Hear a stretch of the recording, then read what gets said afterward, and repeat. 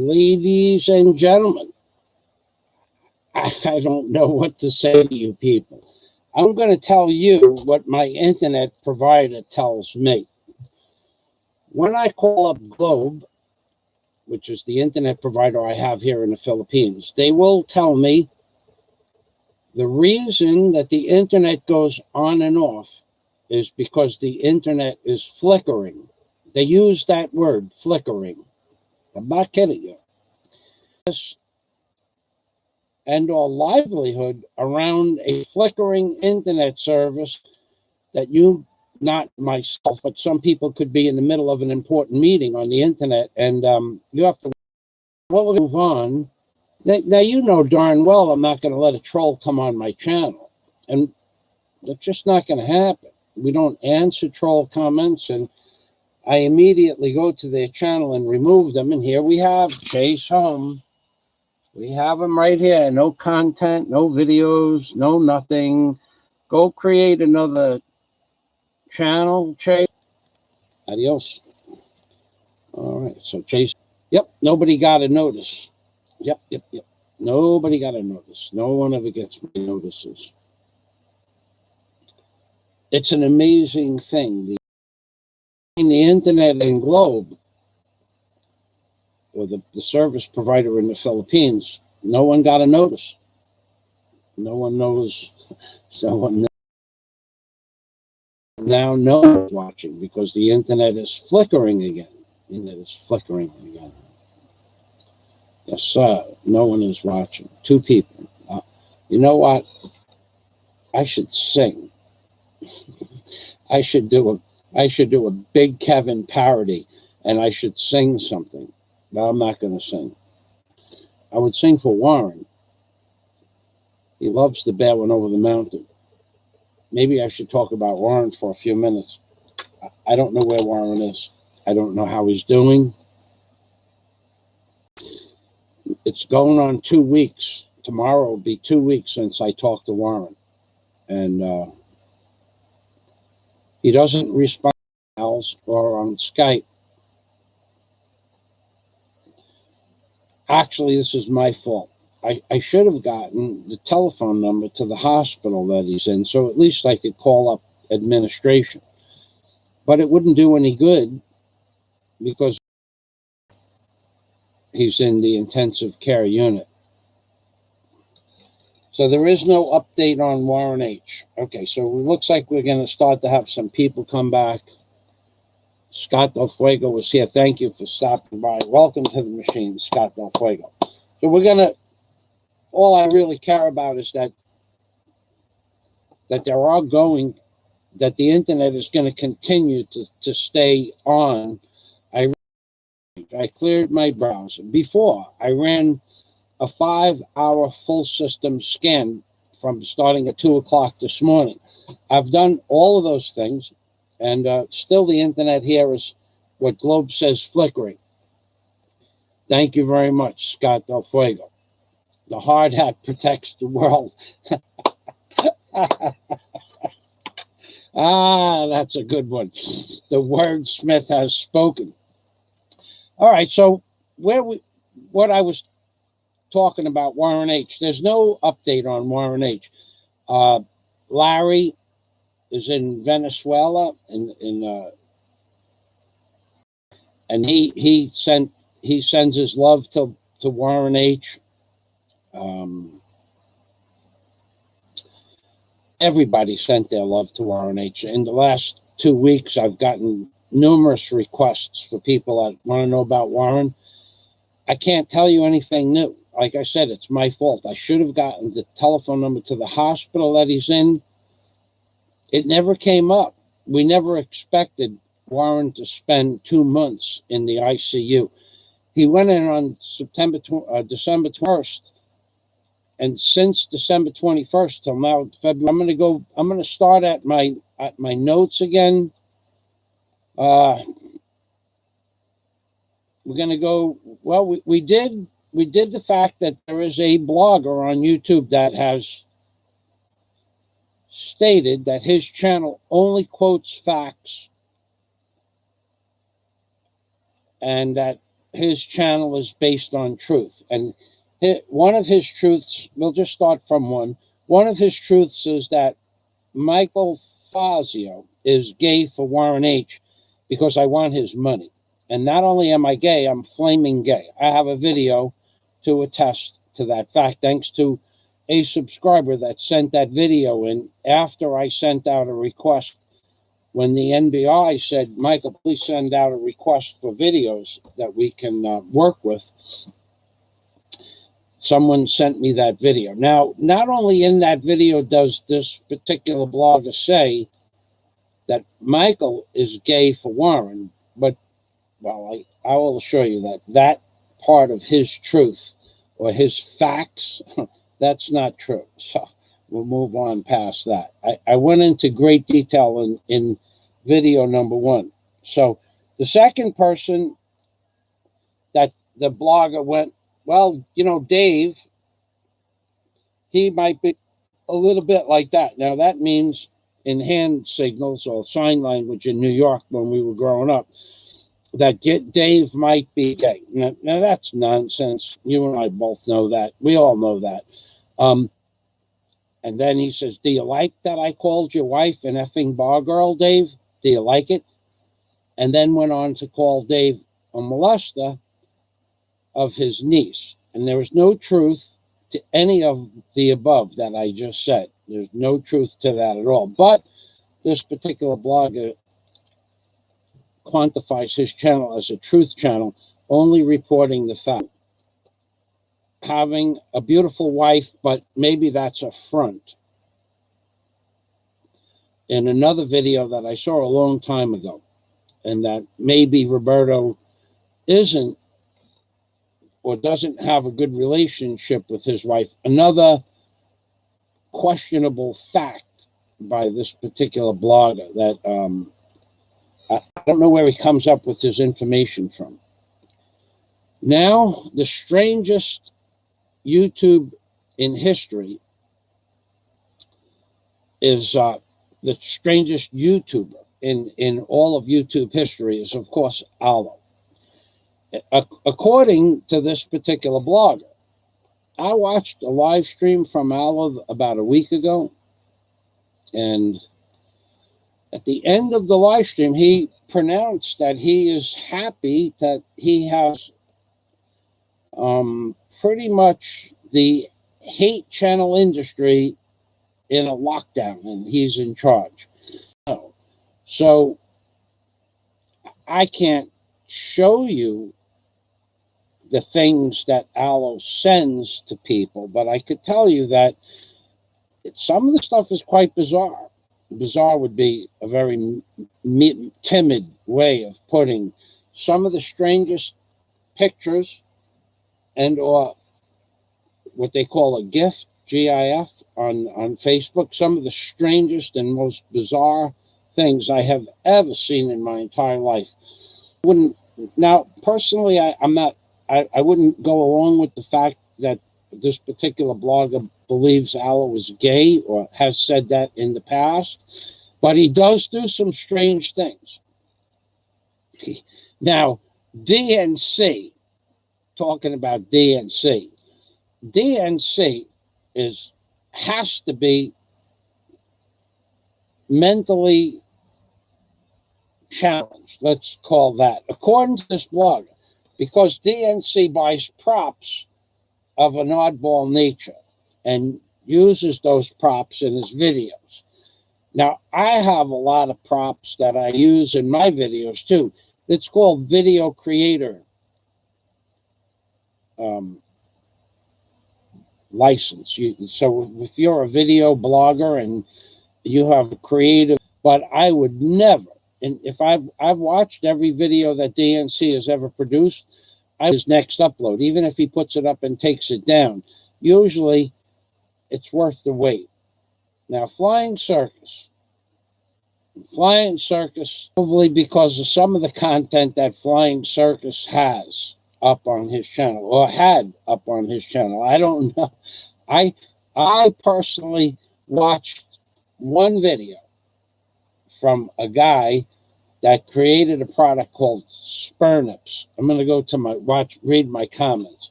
A guy on flying circus out of a very strange bodily fluid. And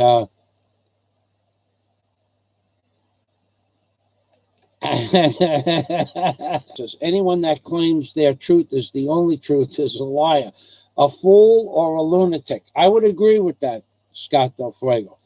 The old Philippines internet pipeline must have a clog tonight, buffering and buffering and buffering.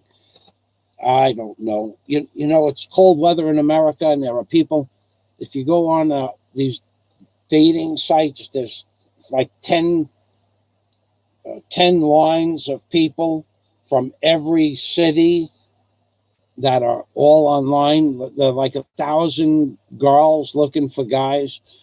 And the 10 degrees out or 20 degrees below zero. Anyway, going on the flying circus, I don't believe that DNC is gay. I don't believe that Aloe is gay. I'm not gay. So another blogger that is represented as possibly being gay is Flying Circus because of his Spurnip videos. Now, if you want to watch I'm going to say it's the most bizarre video you've ever seen. Well, it was the most bizarre video I ever saw up on Flying Circus's channel. Way, way off the chain. Even made DNC seem quite normal. There's a video called Spernips by, I don't know the guy's name. It's not Flying Circus. It's somebody that he's copied their video. But that's not the worst video. I got to tell you, the guy also makes hamburgers out of strange stuff. At the 3-minute mark, I turned that off, and whenever I see that guy's face for a Flying Circus upload, I don't watch it. And then there's, of course, the son of Spernips, who makes something called Ratatouille. I won't watch that either. I can't watch that. That's just not something. Flying so aware that there are people out there that think along these lines. Because when I was in high school, I'll never forget I guess you could call them, it was kind of like a social studies course. I don't remember the exact class, but I remember the teacher's name. His name was Mr. Halstead, Halsted. I just looked that up, so I know the spelling is correct. And you got to remember that we're talking about 1972 or even 1971 when I had this class. So there was no internet, and there was no internet. So, but Mr. Halstead would bring these magazines in, and in the back of the magazines, they were graphic magazines. You could buy things that were soiled, underwear, panties, other things. You could buy anything that was used in the back of these magazines. And he would take up a collection from the class so that we would be like participants in the event. And some of the things cost like $3, $5. Some of them cost $10. I don't think we ever bought a $10 item, but we did buy a $3 pair of soiled underwear. And everybody chipped in. You got to remember, $3 was a couple of hours' wages back then. Everybody chipped in, and for $3,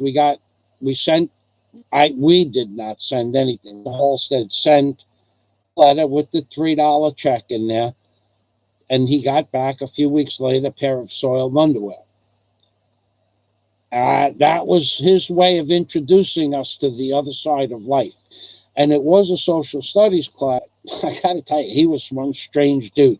Anyway, so we're going to get back to the other bloggers that are accused of being gay. And I actually I made a video of the pictures that were sent to me through Facebook. Kind of people are on YouTube.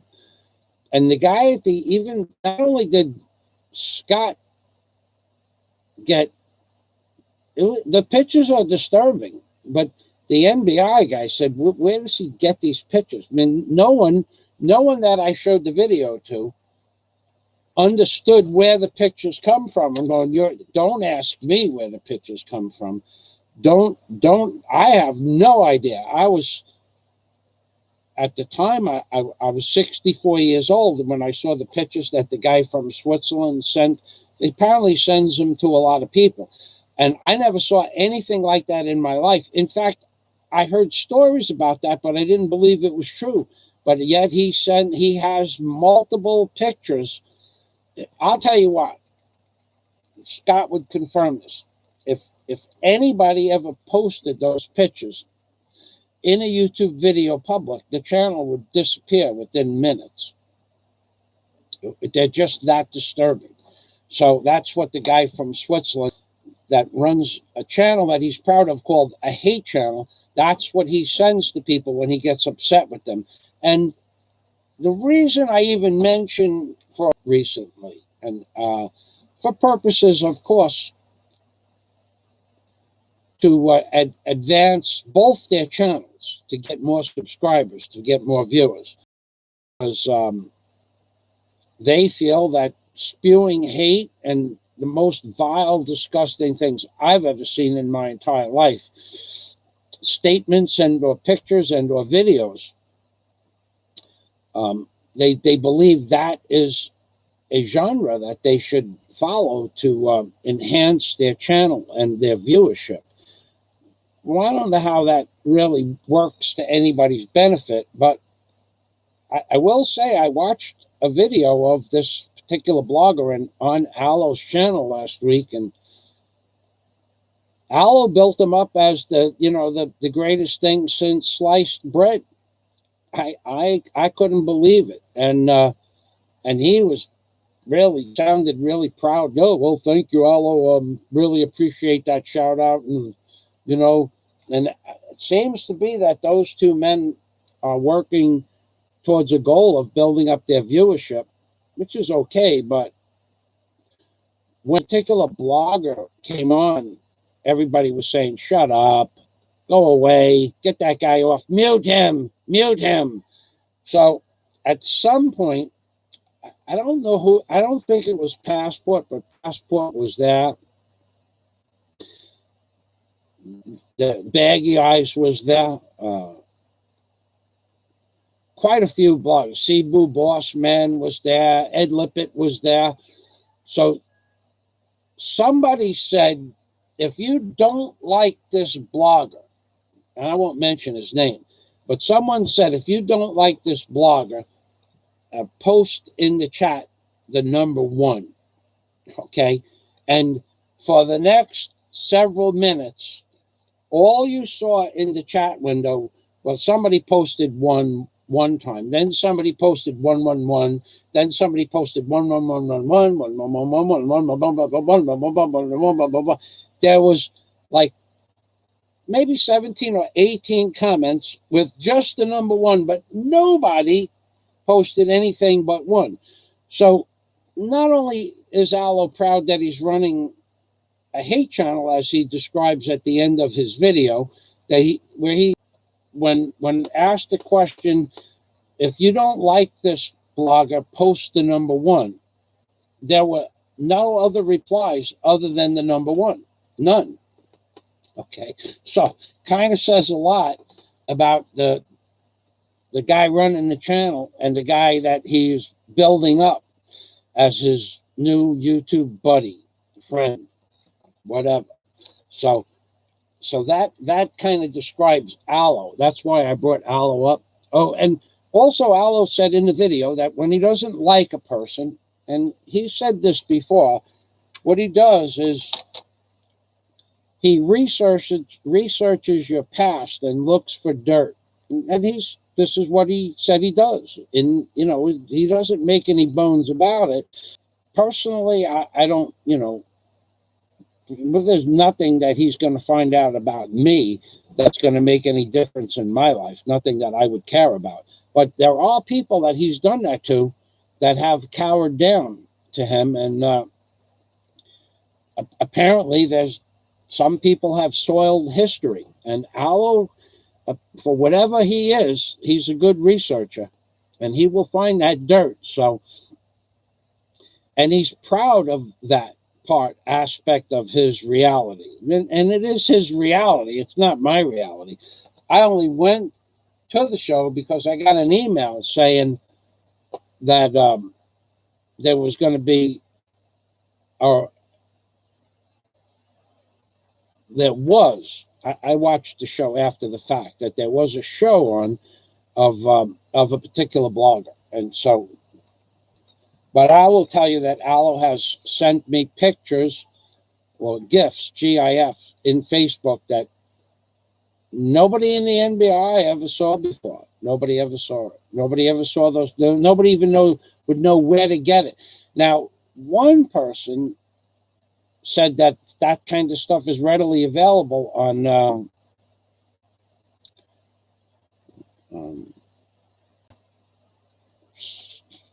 challenge dating sites. I don't really want to say the word. So, yeah, one person said those pictures, but another person said you can only get pictures like that from the dark web. And I've never been to the dark web, so I don't know what the dark web is, but that's what I heard. Now, I don't know if it's true, and I didn't do any more research other than I reviewed all the GIFs and made a video of the GIFs and sent it to the NBI because some references were made from a particular blogger being friends with Aloe, and to show that these people are friends, and this is what one friend does to the other. Now, Scott Del Fuego was my friend, and Scott saw the video, and it's only something you would ever watch one time. You would never open up that video twice unless there was something wrong with you in your head.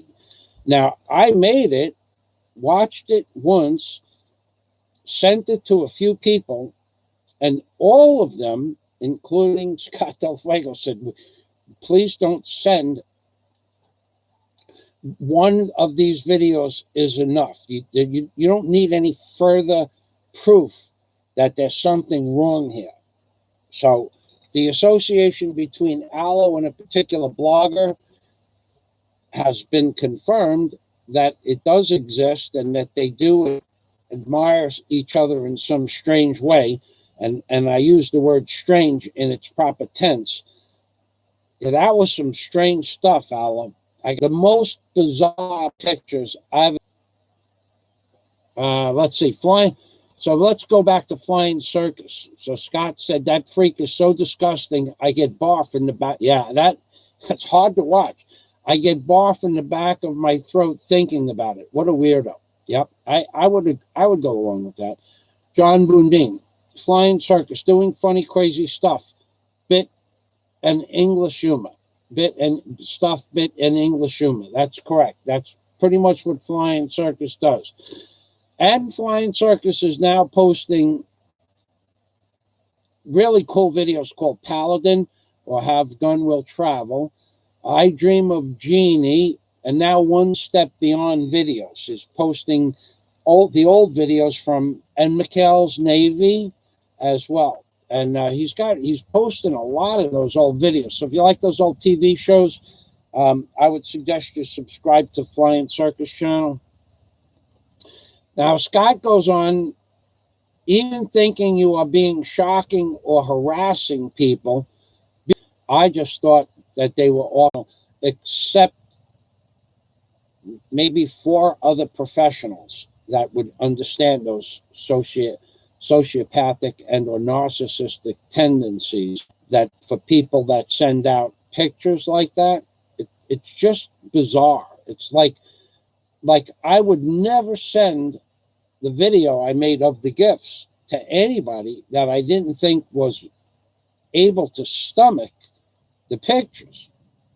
I mean, we're talking about stuff that if you were my friend and I sent you that stuff without giving you a warning, what do you think about this? Chances are you'd never talk to me again. I asked permission to send out the videos to people. Do they want to? And if they said no, I didn't send it.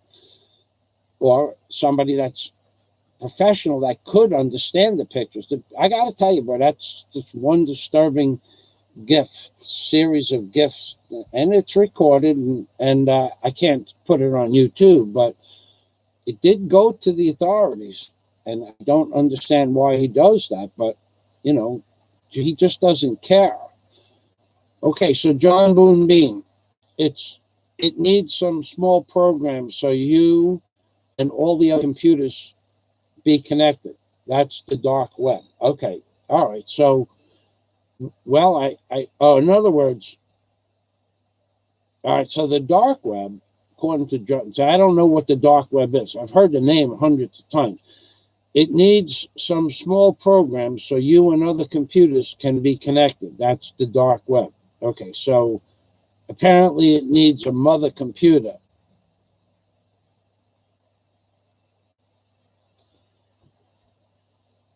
So that they can interconnect with each other and bring you to places. Now, I've heard, and okay, so you apparently you just can't go on there yourself. You have to be part of some community. The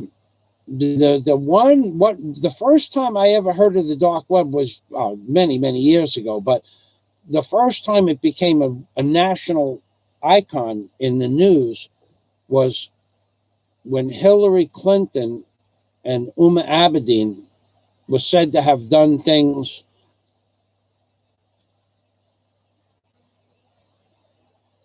to a young woman, and I won't go into it any further than that. That were pretty bizarre, and there was actually pictures. Now I don't know if the pictures were photoshopped or not, but I did see pictures of what Hillary Clinton and Uma Abedin supposedly did to a young woman. I think she was African American too, but there was no way to confirm whether it was Photoshop or not. But the fact that a guy is taking a sabbatical, I don't know. Video with the guy from Switzerland, and the other video and the other guy that everybody gave a #1, meaning they didn't like his channel or his content. And I never watched another one of either one of their videos or content. I don't need to. Everything that I needed was sent to me from various YouTubers. I will never mention anybody's name. So getting back to the NBI video update results. Within a week or so, I think it was 22 videos, if I remember correctly. But, and I never sent out another request. But then I started getting more videos. I thought I had, put out a request and that's all I was going to get. Because I remember hundreds and hundreds of videos of really methodically demeaning, slandering, defaming, maligning, and libelous against myself and Daisy May. I remember hundreds of them, and I got quite a few. But then one particular blogger sent me back when I saw last week's montage. I will thank you for that very much. Of course, as I promised, no one will ever know where it came from, unless you agree to that. And that's okay, one way or the other. But there are some pretty disturbing videos from one particular blogger that quotes, as a quote, "I only display facts. This is a truth channel. This is a fact channel," unquote. Quote, "Only the truth on my channel," unquote. And then goes on to be proud that he is foreign age.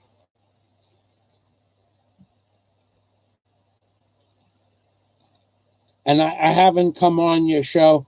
LaRue is I should stop talking about this oddball in Switzerland and his friend.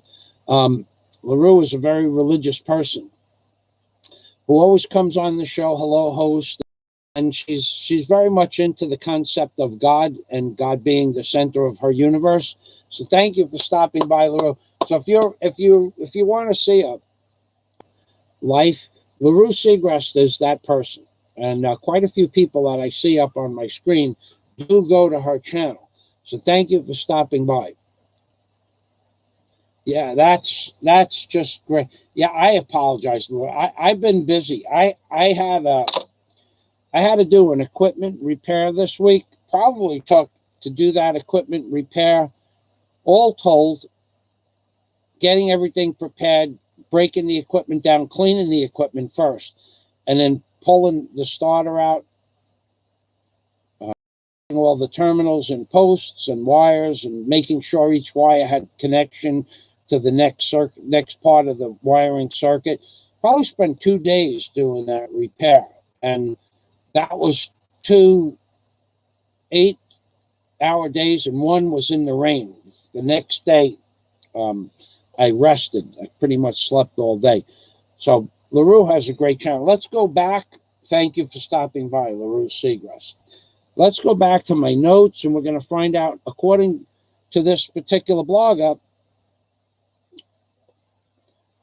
we just because he has that strange dude on that makes a product called Spurnips, which is a medallion you wear around your neck, on his show. And you are only going to watch that video once in your life, if you're a normal human being, in my opinion, and you'll remember that video to the day you die, and you should pray to God that that's not the last thing you think about on your when you're taking your last breath, because this guy that Flying Circus has portrayed on his channel. Now, I didn't believe that people, now, even though Mr. Halstead introduced us to some strange things in back in high school in 1970, probably 72, 71, 72, the winter of, this guy supersedes anything that Halstead ever talked about. Okay. And that's his real name, Mr. Halstead, Halsted. And he was my teacher in 71, 72, the winter of. Now, Passport TV, it has been mentioned that because of the content of Passport TV's channel, that he may have gay tendencies. Although Passport TV, it is agreed by every vlogger, has montages of pictures he's taken with the women that he's friends with and or has dated or is dating. Some of the most beautiful women in any blogger's portfolio of pictures of women are in Passport TV's videos, or were. He took them down.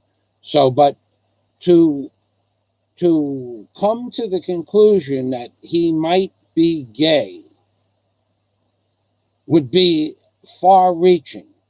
I would put the chance of Passport TV being gay would be about the same chance of me or Warren or DNC or Flying Circus or anybody else that I mentioned here, except that guy from Switzerland. No one knows what his story is. And but I do know that I do believe that Dave is not gay. I don't believe Roberto has any gay tendencies, and nor DNC, myself, Flying Circus, or Passport TV. And I've got video clips and or montages put together from people who, after the initial 22 that I mentioned in another live stream, I would say that between the people in the Philippines that have sent me videos and the people outside the Philippines that have sent me videos, I would say that 8 more videos, all of which I've seen before, but that I didn't have in my portfolio or file, added another 8 to the original 22, because most of the 22 I had, but forgot about them and their names. So when I saw the videos that were being sent to me through Facebook, through Skype, through email, and Gmail as well, I got to tell you, there's a lot of stuff out there on this particular blogger that he says. I went over this in part 1, that it is quoted that Daisy and I, although we lived together for 42 months, we never consummated or had a real relationship, and that I was only using Daisy May, and this is in the video, so that I could put her name on a hotel. And I got to tell you, the man does not understand the law of the Philippines when it comes to building or construction in the Philippines whatsoever. Not one iota of building code or regulations when it comes to building does he understand. Not just because he has no construction knowledge, but because he doesn't understand the way things work in the Philippines about building buildings or houses and renting properties, and building on properties, leases on properties, and he understands nothing when it comes to construction whatsoever. He's not capable of doing even minor construction repairs, both physically, as he states. He's not able to do such things because he doesn't have the skill sets to do those things, and because he's retired and he doesn't need to do those things. He hires people to do manual labor. Sometimes he even steals their pliers when they're doing work on the property, from what I heard in a video a long time ago. That's an amazing thing. So, let's see. Go back at...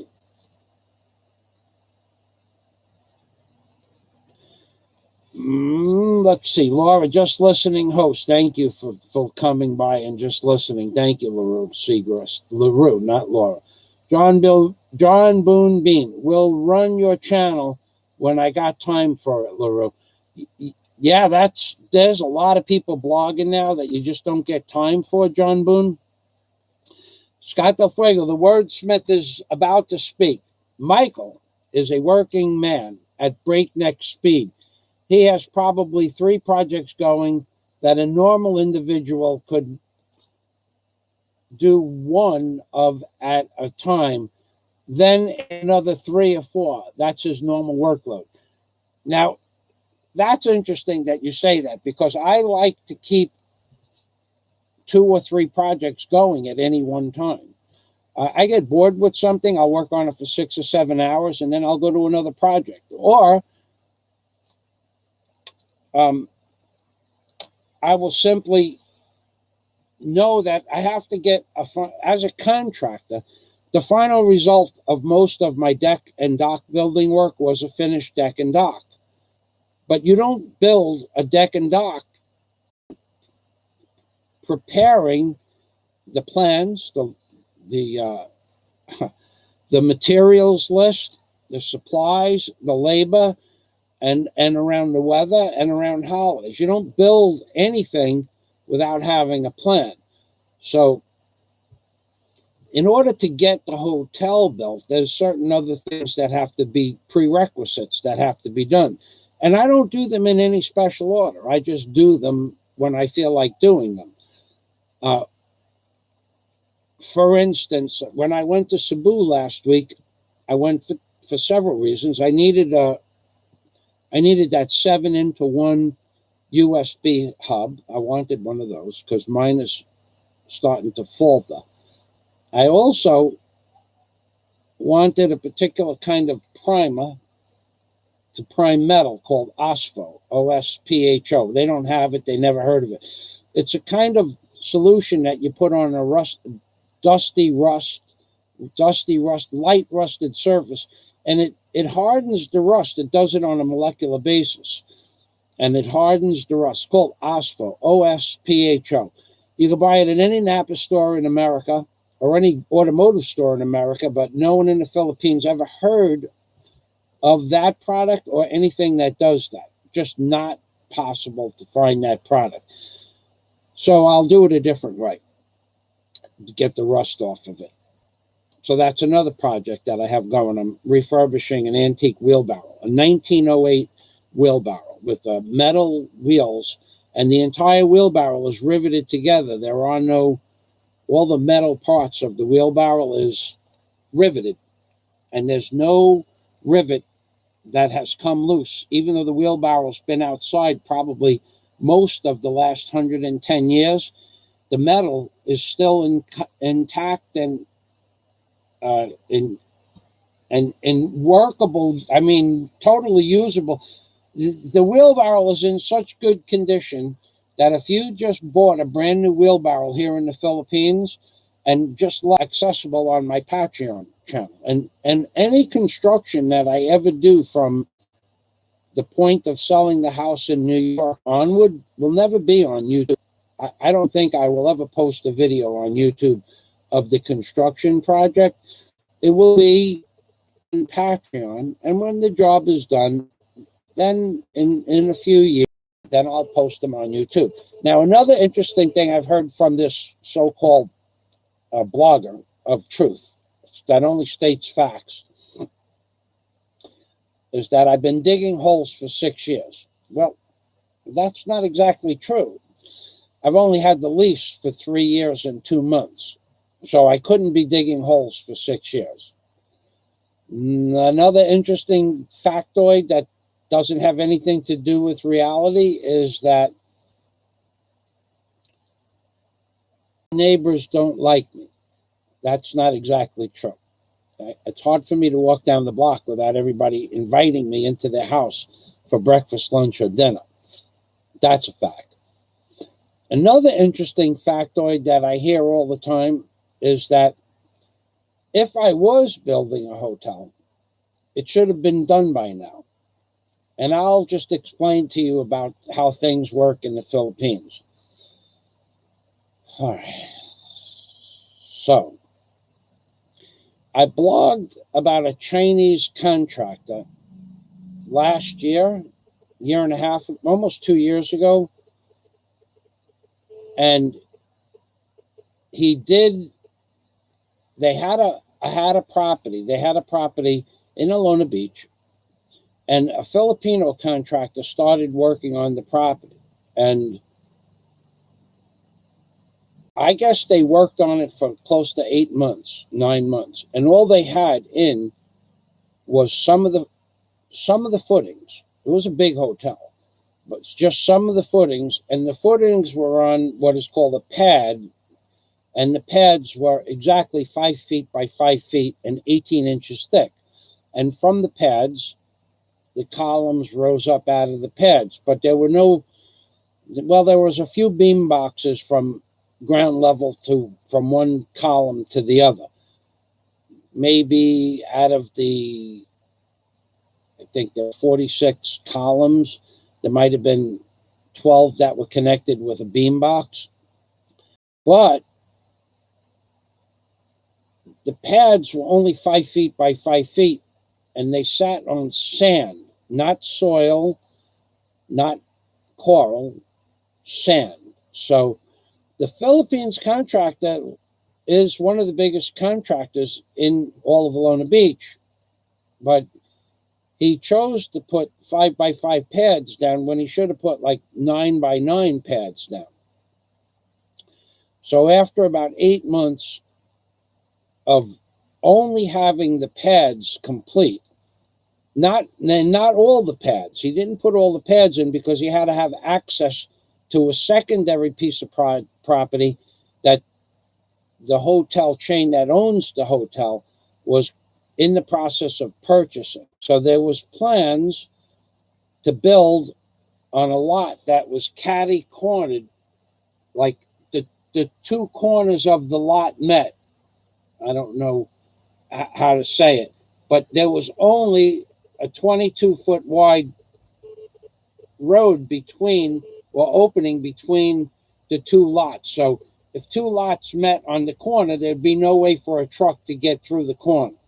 But where the two lots met, there was a space of 22, it was exactly 22 foot 3 inches to be exact. And why do I know this? Because I do.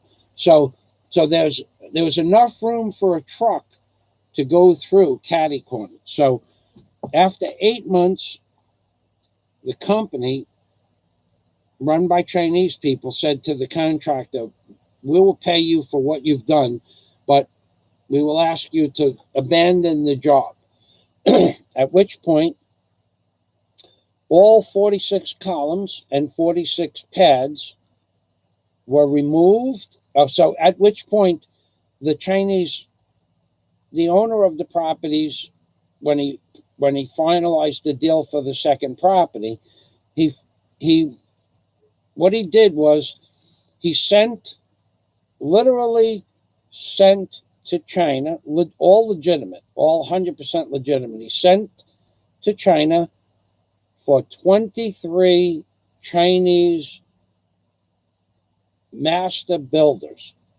Any one of them could do any job specificity on any part of the job. Any one of them could do plumbing. Any one of them knew how to run electric. Any one of them could install windows.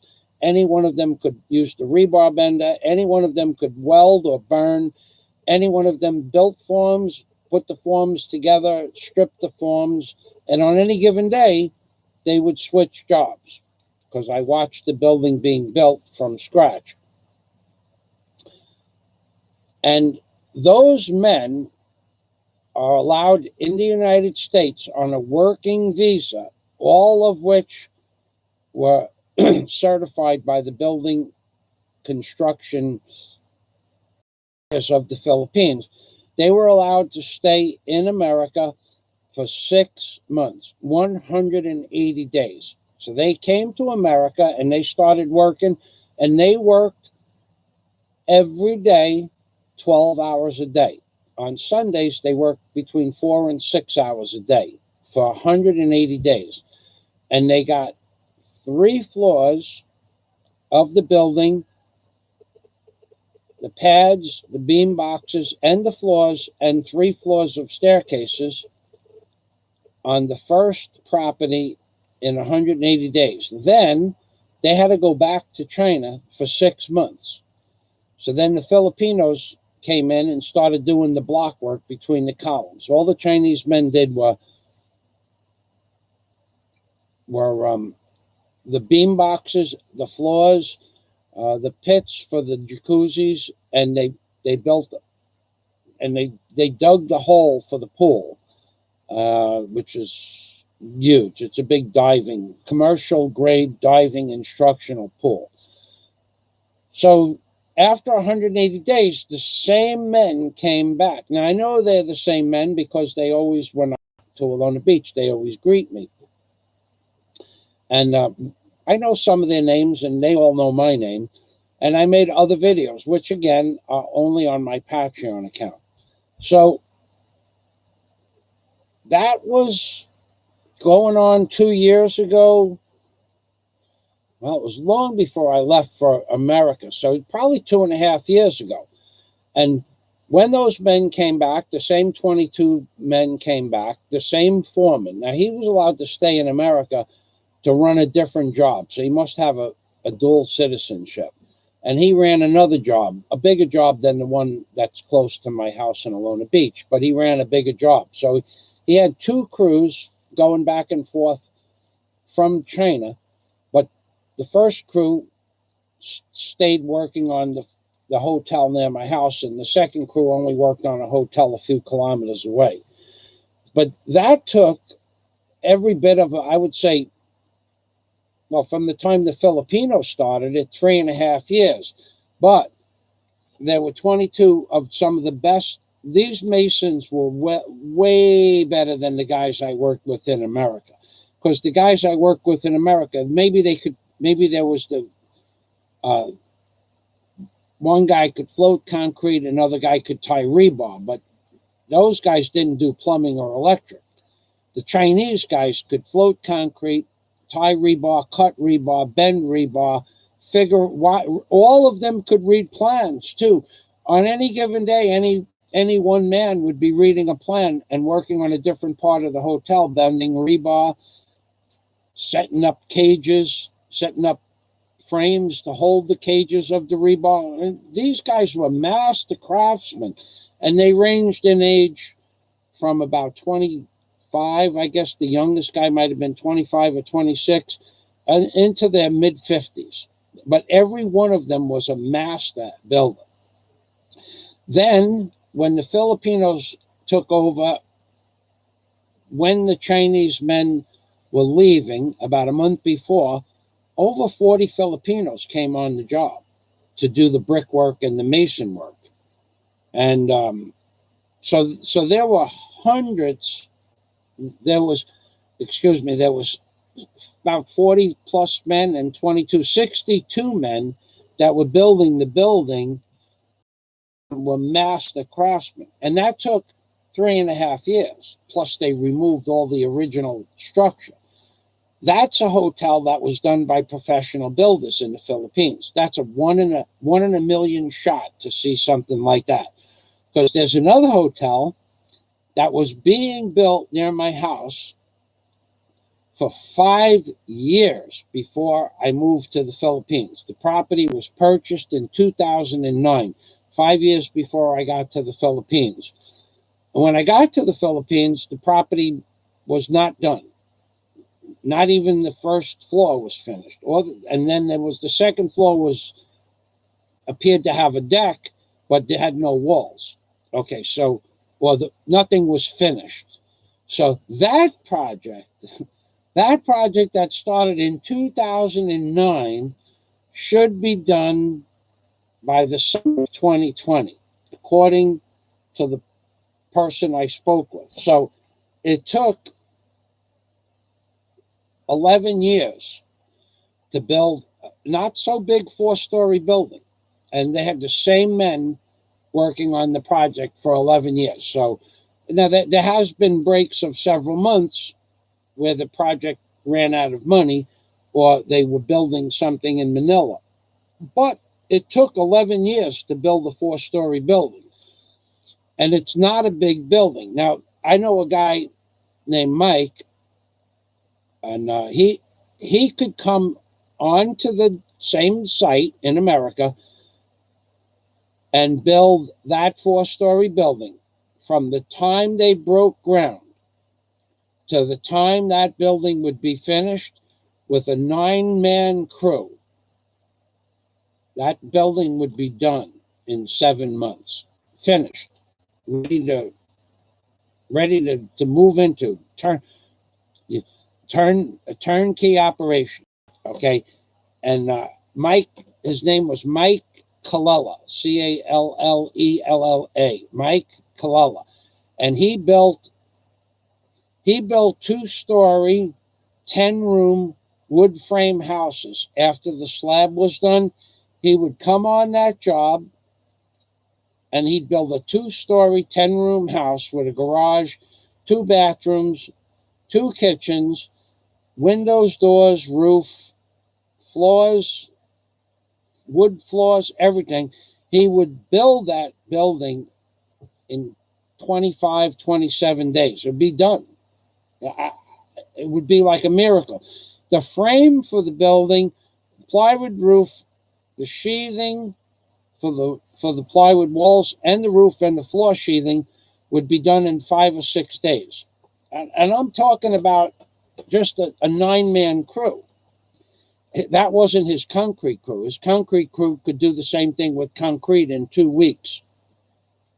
So what took 11 years in the Philippines for about 7 or 8 men, Mike Kallela could come on to that job and do in 6 months. So you can't say how long anything takes in the Philippines. My first landlord in Alona Beach, my second landlord in Alona Beach, is still building his hotel, and he started building his hotel. Well, I moved there in 2014, and he started building his hotel in like 2000, and his children were 3 and 5. So he started building his hotel around when he met his wife in 2008. I think they got married. He's still building his hotel. It's not done yet. Said he's going to have it done this week. I mean, this year. But it's not done yet. And there's a guy building a house behind him. He's been building the house for 15 years. So all of these stories you hear from these keyboard warriors, and that's what they are, keyboard warriors, telling you that they state facts and that a building should be built in 3 weeks or 3 months or in under 3 years. All he did was dig the holes in the ground. All he did was dig 3 holes or 2 holes or 6 holes. First of all, why do you care? And second of all, you don't know anything about construction, and you know less construction in the Philippines. All I ever hear from you are stories about how you're going to become a property owner, and that never happened.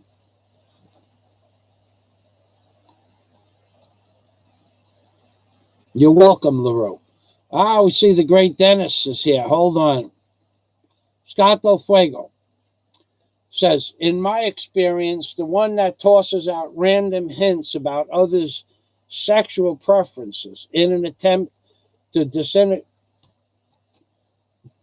denigrate them usually have difficulty keeping their sexual auto in one lane themselves.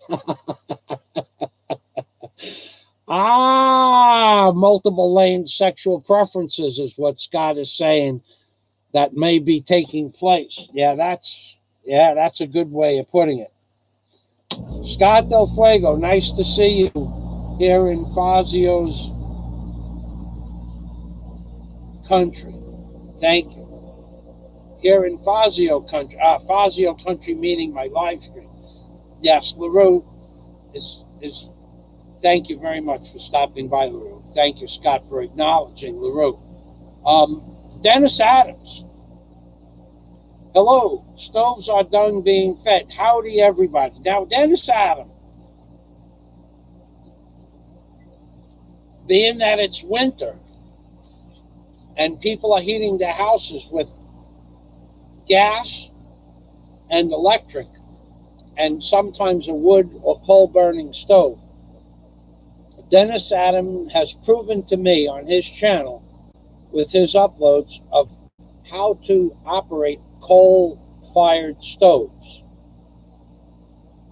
that heating a house with coal is the most economical way of heating a house in America. But it's laborious that you have to feed the stove. Well, Dennis, I believe, feeds his 2 Harman, Harman, Harman coal stoves twice a day.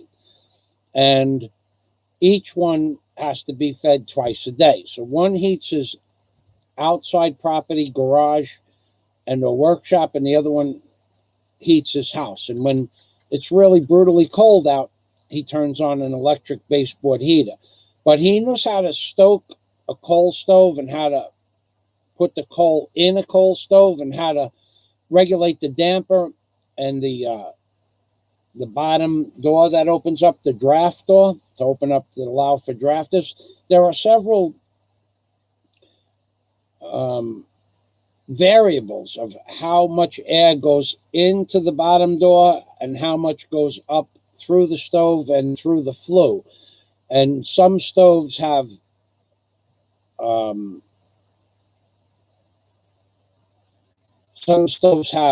different ways of regulating the heat. Well, for the 2 stoves that he has, he can teach you a lot about how to put the coal in the stove. Now, I would have just thought you throw coal in the stove, because I've never put 1 shovel of coal in a stove.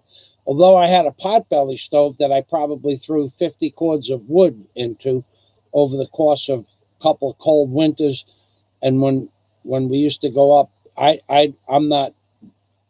when we used to go up into the cabin in the wintertime, that was pretty much my job, to keep the stove going. So I put a lot of wood in coal stoves, but never, I mean, in potbelly stoves, but never put even one shovel of coal. But Dennis knows how to do that. So if you're thinking about heating your house with coal and you don't know anything about coal stoves, Dennis Adams has a channel that'll teach you a lot. Now, I never watched anybody else's coal channel videos, coal stove videos, and I never will. But Dennis can teach you about how to put coal in and how to regulate the damper and the flue, if you want to know that.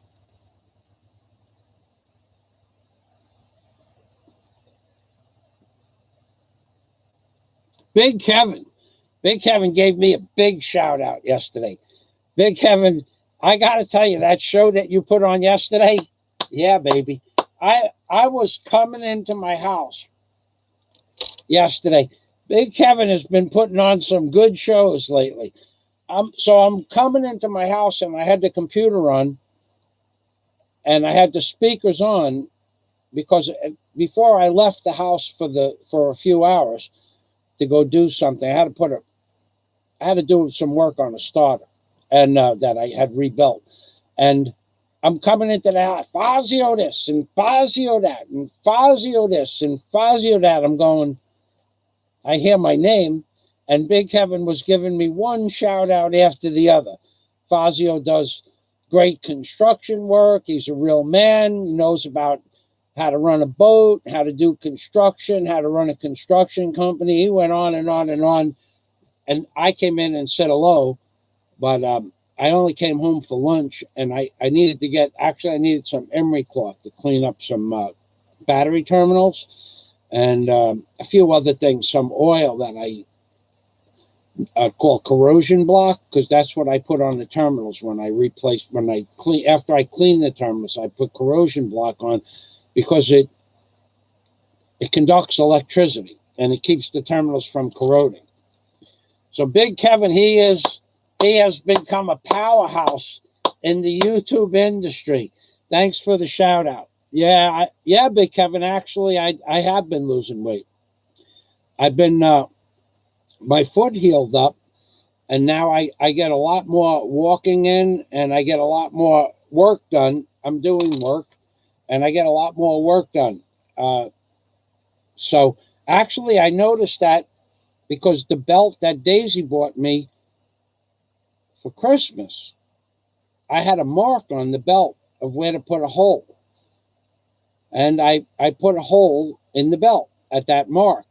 And about, I don't know, 5 or 6 days ago, I had to go to the city and I put the belt on. And that mark will just let my pants, will not hold my pants on. I had to make,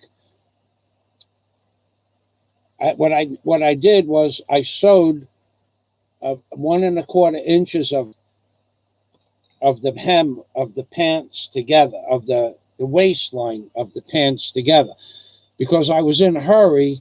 I didn't feel like going and getting a drill and a bit and drilling another hole. Plus, if I'm losing weight, there's no reason. But 2 inches of the belt from the hole I drilled not so long after Christmas, 2 inches, I've lost 2 inches off my waist for sure. So thanks for noticing. Big Kevin is also losing a lot of weight. There's no doubt about that. Thanks for stopping by, Big Kevin. Now, Big Kevin, he's running a show. He is running some, well, he's got a karaoke show going. He's got a 3 rings going where people are feuding with one another. And he's got some content up there about one of the bloggers that we talked about today on my show.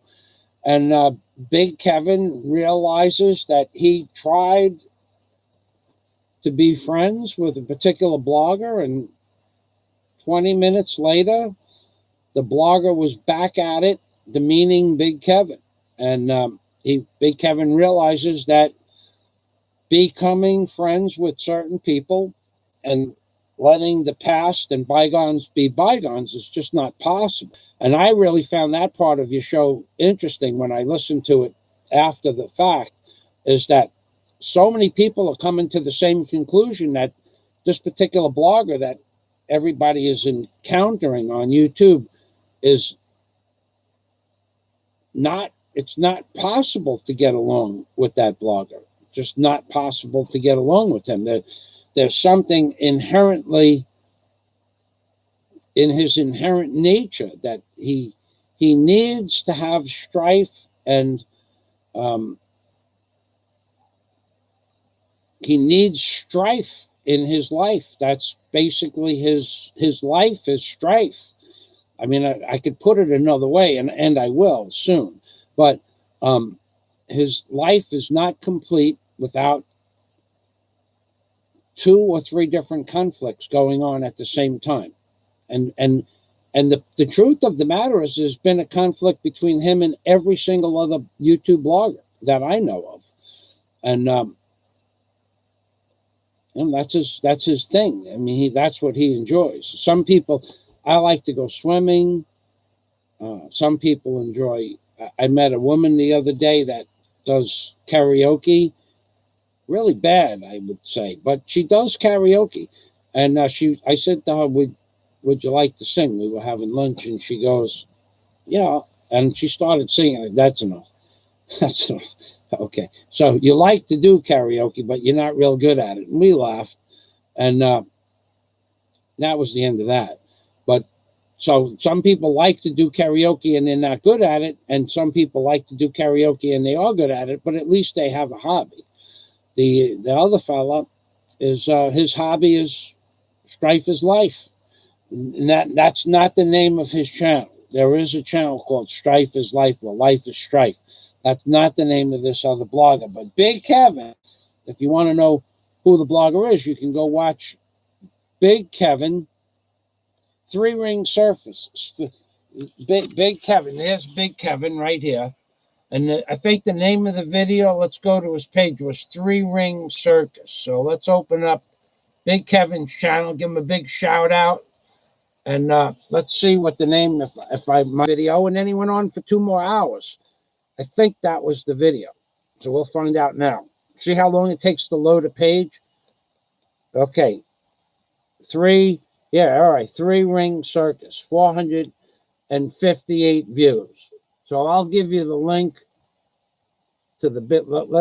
I'll give you the link to the video. This way you could go to Big Kevin's channel and subscribe, because he's had some controversial shows up, and he has learned a main lesson when it comes to trying not possible.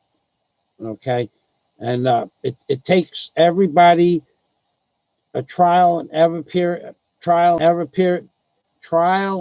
error period in their life to learn certain lessons. But if you look at enough bloggers' histories with a particular blogger, you're going to come to the conclusion that it's not even worth the effort to try to understand why that blogger does. Not worth the effort. Really, it really isn't worth the effort. But if you want controversy, and you want a guy who has nothing but trolls on his channel, and is proud of trolls like Mrs. Heminger, who he calls his, in one particular series of videos, his #1 addition to his channel is the world's greatest troll. Really?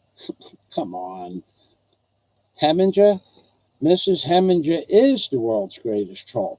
But I wouldn't call it a positive attribute to your channel. So I'm going to post Big Kevin's link to that video that I watched, and the one that, pretty sure that was the one where he gave me a shout out. And I posted 3 times and let you guys decide. But Big Kevin has become a powerhouse when it comes to Super Chat too. I heard a story the other day that Big Kevin collected $500 US in Super Chat. Yeah, baby. You gotta like that. And I heard a lot of stories about Big Kevin. Most of them are not true. So let me go down the page a little bit. So Big Kevin, okay. Hello, Max's view of the world. Did you get those links I sent you this morning, Max, about the Vatican and the Illuminati and the three sovereign nations that rule the world? That's a question. You can answer it or not answer it, but that's fact. A certain blogger, okay, wait a second. A certain blogger, Jack Thompson says, does not take too kindly to extra house guests. Yeah, that's true. Oh, God. Yeah, I remember that video where there was going to be house guests and then there wasn't going to be house guests. It's hard to maintain a friendship with somebody who has a different mindset every, sometimes every show.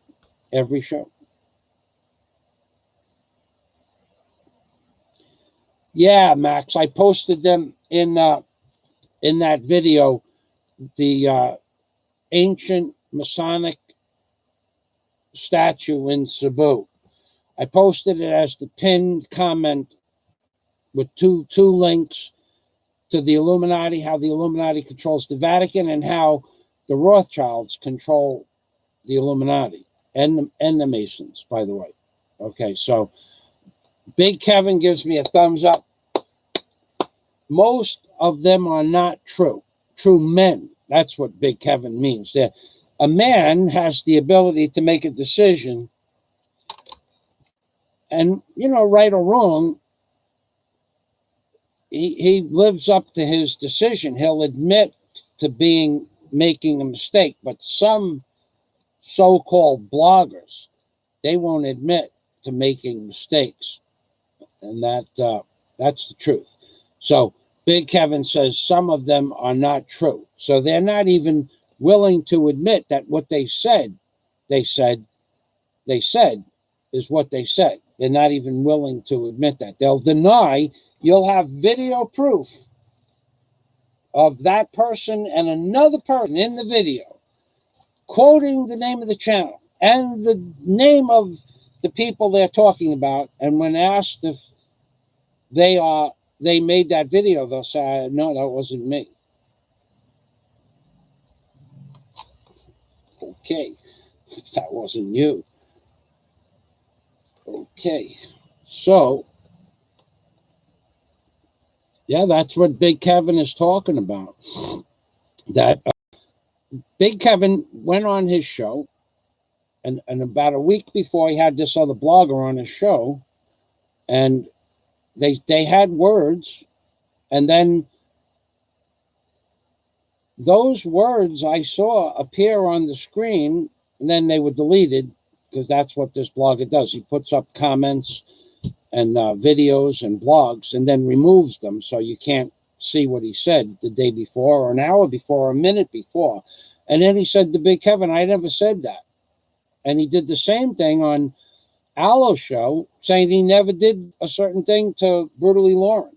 And Brutally Lauren says she has links to prove that he did, and she was going to send them to Alo. I don't know if she did, but as much as I have no love for Brutally Lauren, I believe what she was saying was true, and yet the blogger denied ever saying those things on Brutally Lauren's channel. It seems to be a pattern and the nature of the beast, so to speak. Scott Del Fuego says, I would enjoy a show someday about the origin of existence of the Illuminati, the Knights Templar, the Vatican, the Masons, and how they are intertwined in the business running the world. That would be a great show, Scott. To put all that together, that would be a good show. In the video, ancient Masonic statue in Cebu, all that info, I posted 2 links in that video. Each one of those links will bring you to the year that the Vatican, that the Illuminati took over the Vatican, and how the Masons are connected to the Vatican, where 11 popes are confirmed Masons, but the Vatican is considered an Illuminati empire. So although those links don't directly say bring you to the Illuminati control the Vatican, the second link will bring you to the Illuminati control the Vatican, but it will also state that the Rothschilds control the Vatican. So in those two links, when you scroll down the pages from those two links, there'll be several hundred more articles. So to define all of what you asked, I chose those two links because those pages that the links are on will bring you to all the information you just requested. Now, I might do an Illuminati. I was thinking about doing another dollar bill video anyway, so I might do that, being that you mentioned it. Today is Sunday. I am literally resting. I had a tough week. But the Knights Templar, the Knights of Malta, the Knights of Columbus, the Vatican, the popes, the Masons, and the Knights of Columbus are just a few of the groups that are mentioned in those two links. Will bring you to 2 pages with those names that I just mentioned, and it will show you how they are connected. To do a show on that, I could do that. I know enough about each one of those individual groups to do a show on each one of them, put it all together with timestamps when they first formed. All the timestamps are there. All the dates, like the year that, for instance, Pope Francis, the Pope that retired in 2013, he was believed to be a Masonic in the order of Masonry. But he was also, I think, the first Pope to resign, either first Pope ever or first Pope recently, the last few hundred years. But the Vatican is controlled by the Illuminati, and the Illuminati is a Rothschild venture. And basically the Rothschilds created their empire back in the 1770s, just before George Washington became president. And that's a rough time that the Rothschilds took over the political aspects of America. They were also they control all the wars that ever existed since the Spanish-American War. But before that, their family was intervening monetarily wise with war and the nature of war. So that's all you can derive. Like, say you spend 3 hours clicking links on those 2 pages, all those questions would be answered. To put it down on a piece of paper with time frames, I never did that before. I'll give it some thought. I'll even review the links because I have the links on that video. But I wouldn't say it would be an easy thing because they're all so interconnected. The original Rothschild had 5 sons who he sent out to the I'm not reading anything, I'm just going from memory. The original Rothschild had 5 sons that he set up in the banking industry that control the banks of the world. Each son was sent to a different part of the world. All that's in the links. And that's how he took over the economy of so many countries. I think his name was Emil Rothschild, if I remember correctly. I'm not real sure.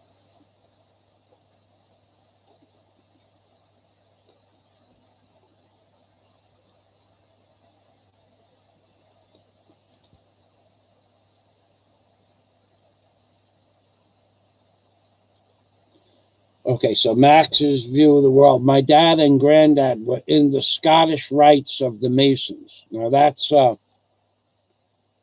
That's also mentioned in those links. Immediately from one of those two links, that the Pope, I'll just go there. But in the Pope Francis. Let's just go to the video. I can't show you my videos page. That would be not good. Let's go to my videos page. I didn't really have to go there. Yeah, I did. Let me go to my videos page, and then I'll show you a picture. Pope Francis giving the Queen of England a Masonic handshake, and a blonde-headed boy, I'm still waiting for the page to load, a blonde-headed boy in the background with a kilt on. And the symbology of that is that the Pope and the Queen, number one. Number two, they're sharing a Masonic handshake, and the blonde-headed boy in the background represents the Scottish Rite division or fork in the Masons. Let's go here. I'll show you the video. Okay. This is the video page. Look how long it takes to load a video. This just isn't fair. This is the statue. This statue is riddled with Masonic hand signs and or Masonic symbol industry in the Philippines. One of the biggest corporations in the Philippines. Okay, so in the show notes to the video that I have pinned, for those of you who may or may doubt, all right, for those of you who may doubt my observations of the symbols, 11 popes were Masons and most likely more. The Vatican, Rome, is purely run by the Illuminati, as is Washington, D.C., the district nation states that control the world. Okay, then world events, most of which are engineered, leave a trail that leads to the architects. So the trail of world events leads to the architects of the world events. This is part of this link. We next discover there are 3 cities on Earth that come under no national authority. Okay, that's the Vatican, London, has their own flag of independence. Now, I've showed that flag in my video of Rockefeller Center. It's okay. These 3 cities control the economy, the military onslaughts, and the spiritual beings of those in power. The 3 cities are actually corporations. The 3 cities are actually corporations, and they are the city of London, the District of Columbia being Washington. It depends on, hold on a minute. I need to shut that page down. Okay. And I'm going to shut this page. Well, no, I'll leave that page up. The first link brings you to this. There's an obelisk in ancient Egypt where these obelisks, this obelisk came from Egypt. The one from the Vatican came from Egypt as well. And the one in Washington, D.C. was built, but there was another obelisk from Egypt in Washington. I forget where it is, but they took these obelisks from Egypt because the principalities that started masonry go back to before the Great Pyramids were built, which they come to a conclusion 7,000 years ago. But I will tell you that whatever built the Great Pyramids goes back, if not millions, maybe billions of years. So So that first link,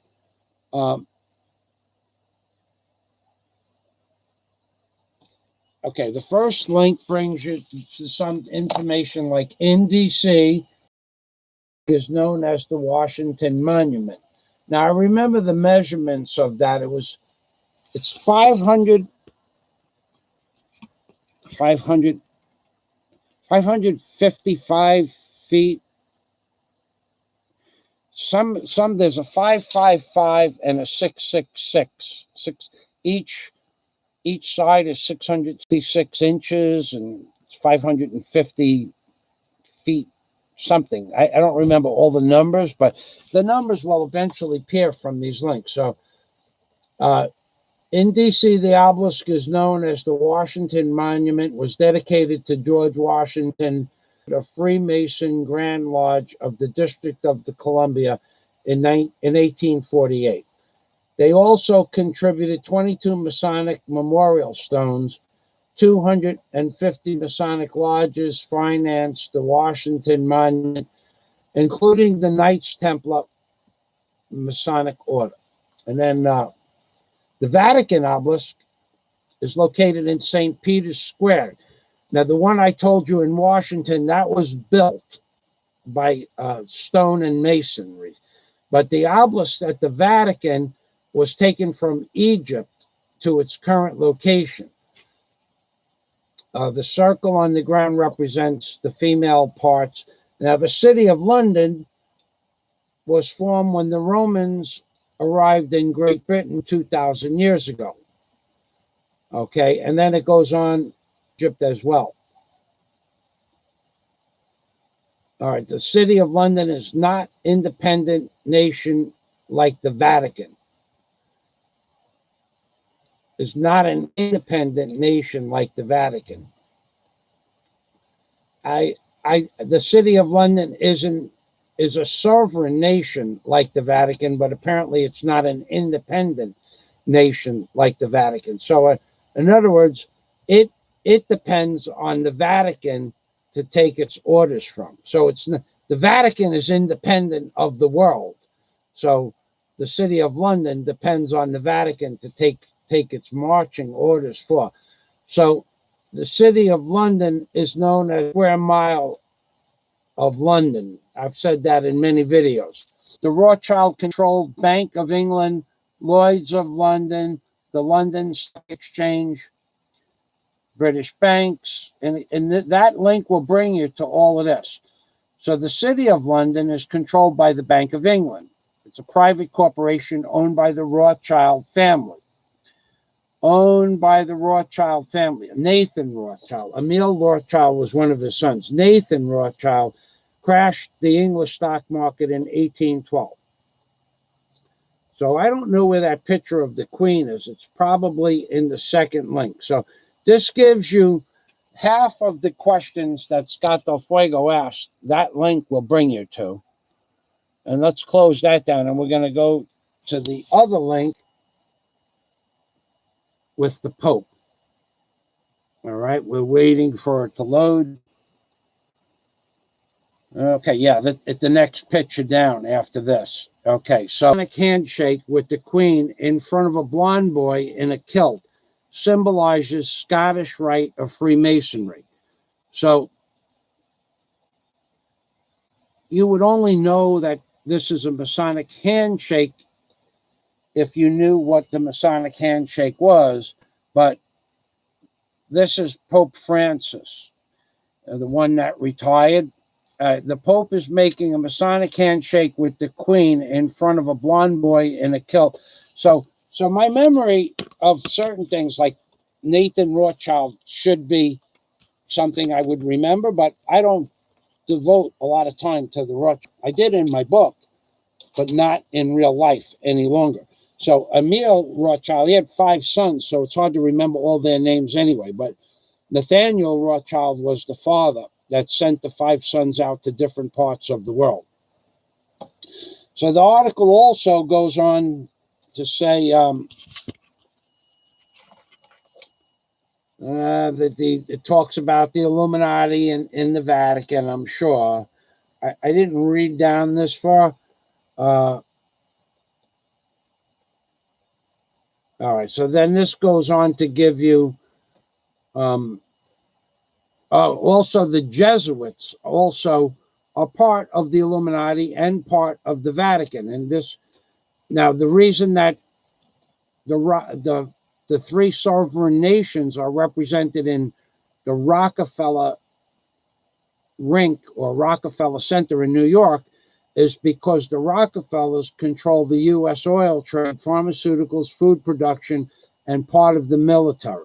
Okay, so they are also called the Illuminati. They are the most draconian lords that used to have many reptilian slaves in their galactic empire, and they wanted to repeat the same on Earth. So this goes on to show you the connection between the Rockefellers, the Rothschilds, or the reptilians that are supposed to control the Vatican as well as many other factions of Earth. And I know a lot of people don't believe in that stuff, but there was an episode called Star Trek Enterprise with Captain Jonathan Archer was the captain of the Starship Enterprise, but this was pre Star Trek, pre William Shatner, long before, like 200 years before. And at the end of the series of videos, they went back in time to World War II era, and the Nazis in the uniforms, it didn't have Nazi insignia, but it had the colors and the similarities between the Nazi uniforms and the colors. This is on Star Trek Enterprise, and it was like the last 7 or 8 episodes. It was all about the war era, but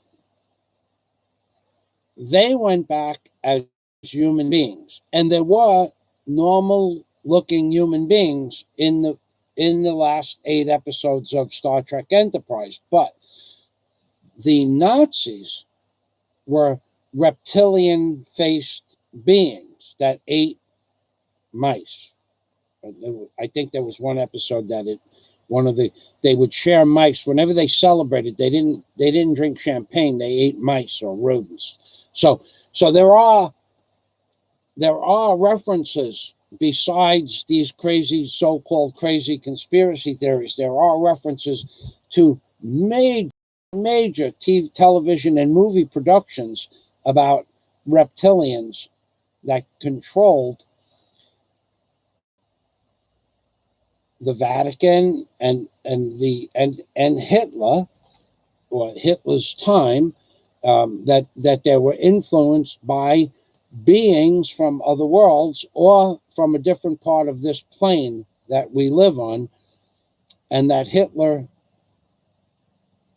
somehow communicated with them and or was part of or became part of a master race that's living in under the ice in Antarctica.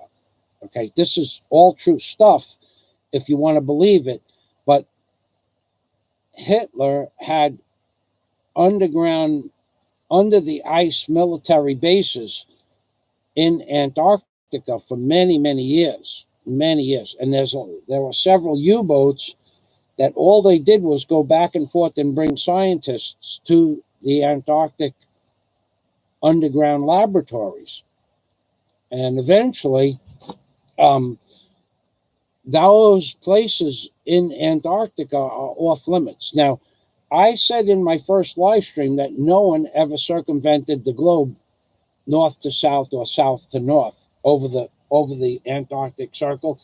And another blogger who has reason to believe that did happen is just simply mistaken. I think the guys in the first video, I think he said his name was Michael Collins. In the first video, there's a commentary. He's not saying that I'm a liar. It's not saying in the chat window, the guy is not saying I'm a liar. He's saying, I said to you, and I'm going to show it to you on paper. I said to you that the guy who walked across Antarctica is not the full story.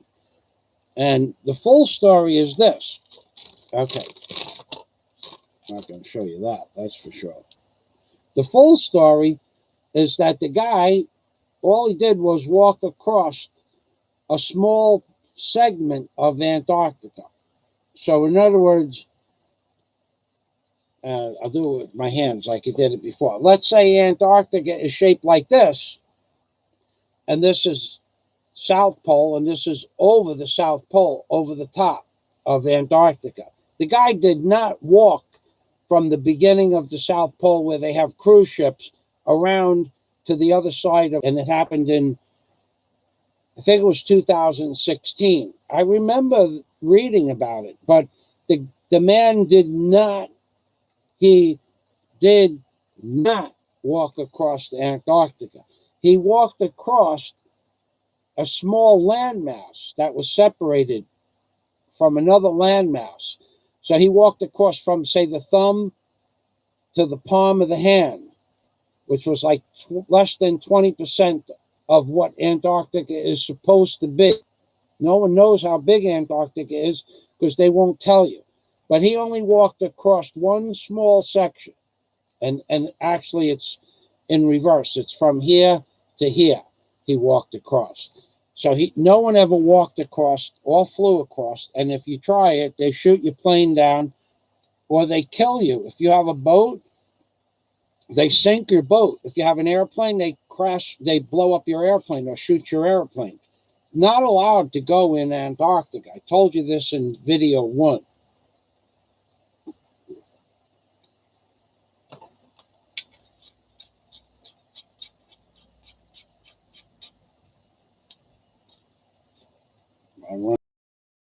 All right, so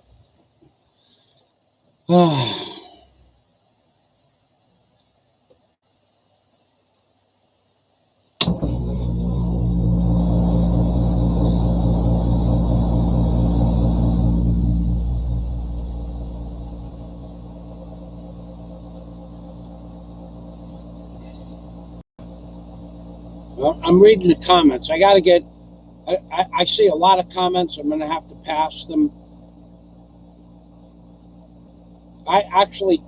They actually wanted me to teach the secret symbols and hand signs and words to my brother Masons. That's correct. I was a Mason. I am a Mason. Supposedly you can't stop being a Mason. It didn't work out so well, but that's supposedly the theory behind being a Mason.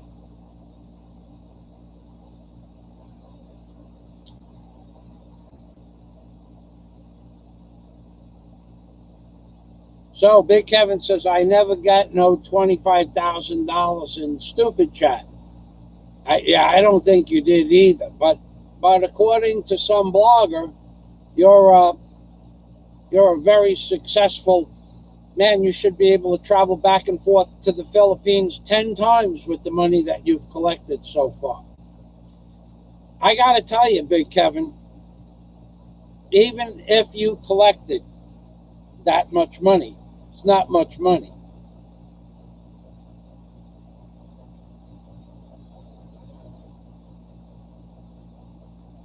I'll try to do that one day, Scott.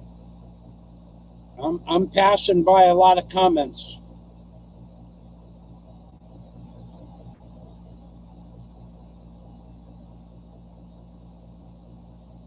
That would be a legitimate question, Scott. Scott asked, are these groups that are intent on achieving and or maintaining world dominance affiliated with devil worship? Yep. That would be a true assessment. They derive their power, and they do have power. They derive their power from forces that we would call evil or dark, of a dark nature. Those things exist. I often mention it. If you had the potential to be a strong power or dominating power in your lifetime. And the dark forces know if you would have that potential. You could sell your soul to an evil entity that we call Satan or the devil or Lucifer. It's not complicated. It doesn't take a long time. It's not something you have to study to do, and it could be done in just a matter of a few minutes. So these people have all given their soul to these dark forces. So yeah, we would call it devil worship or satanic affiliation, but on a grander scheme of things, they believe they're doing the will that the world is supposed to be moving towards. So when you hear about that they want to reduce the world's population to 500 million, well, if they wanted to do that, if they were really serious on doing that, they could do it. I think they are serious about doing it, but it wouldn't take much. Now, I'm not going to get involved with the germs that are floating around through China. That's nothing. It out to be. I believe all the stories about 1,700 people a day are coming down sick with that germ in China. I believe that. I believe they're burning 1,200 bodies a day. I believe that, but that's nothing compared to what they could do. They could wipe out the population of the earth in just a few weeks. They don't have to start in China. They don't have to start anywhere. They could. Those germs. One person posted somewhere on one of my videos that the germ that's circulating through China is a patented germ created in the United States and patented in the United States. So it had a little bit of a different name, but it's the same genetic code. I don't remember the exact name, but it's on one of my videos. Somebody posted it, and I let the link and the post stay up.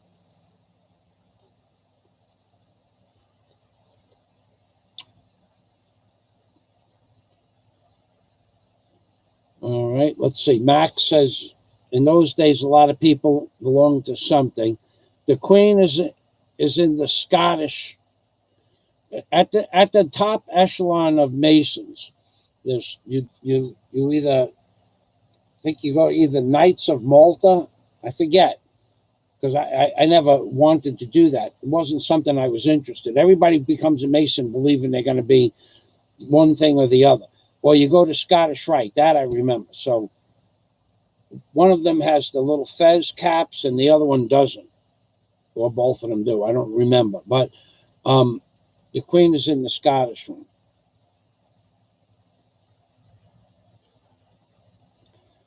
Scott Del Fuego says, this was outstanding, Michael. I am going to watch the other video and grab those links to learn some of this myself. Thank you, Scott. Thank you very much.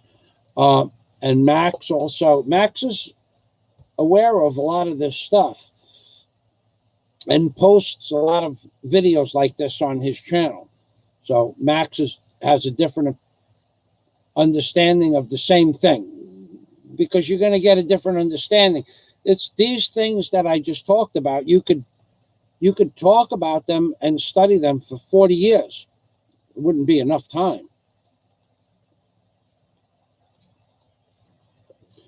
So Scott says, so these beings would be a group subservient to Zolar or below his conscious level? That would be correct.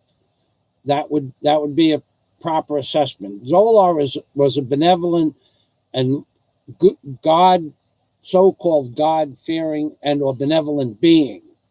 He was working with what we call light. The other people are working in darkness, in secret. Zolar introduced me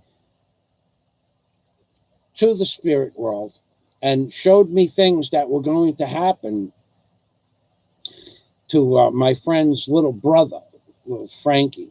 And He now owns the biggest catering hall in New York City. Several of them are. I won't mention his last name, but he was destined to be a power in not just the catering hall business, but the business of all things. I can't tell you the meetings I sat down with George's little brother, but I was privy to some really. When we wanted, not we, they wanted to take over a piece of property to put the first catering hall up in Howard Beach. There were two properties that didn't want to sell, and they had the money to buy them out, which eventually they did. But now I was not able to do the job. I didn't own a barge at the time. So they wanted to build like a 4-story catering hall on a piece of property that wouldn't allow that. And they wanted to make it like 10 feet more in depth. Like they wanted to take away 10 feet of the canal, which is way, to take away 10 inches of the canal by putting a bulkhead in 10 inches into the canal, the line of the canal, or the footprint of the canal that's a major fine, millions of dollars.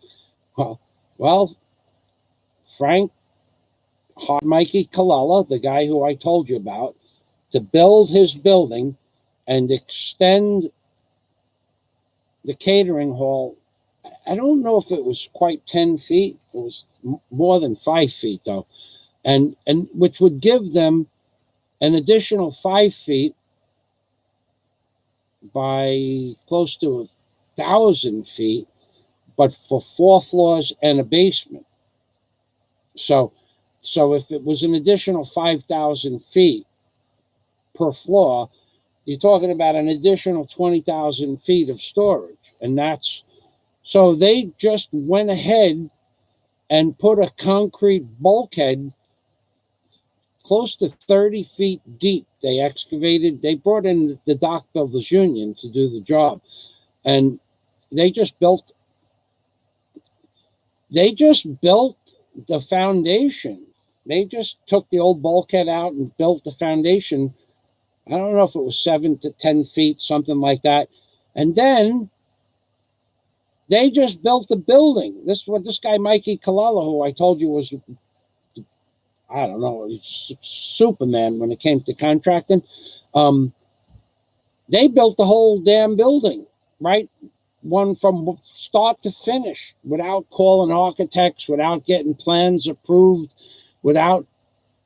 architects, building engineers came in, but they all had to be paid off. And so when the final analysis, the building was done, and they had lights on and doors and, offices, and the restaurants were all built. And the city of New York, the Marine and Wildlife, what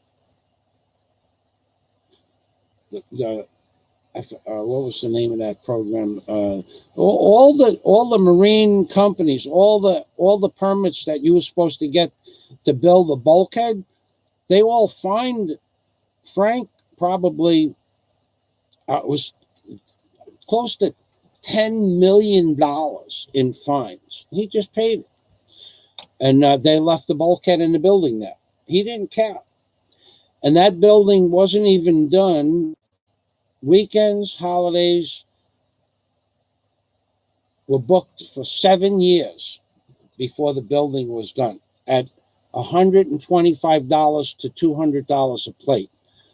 And now my daughter had her confirmation there and her baptism there.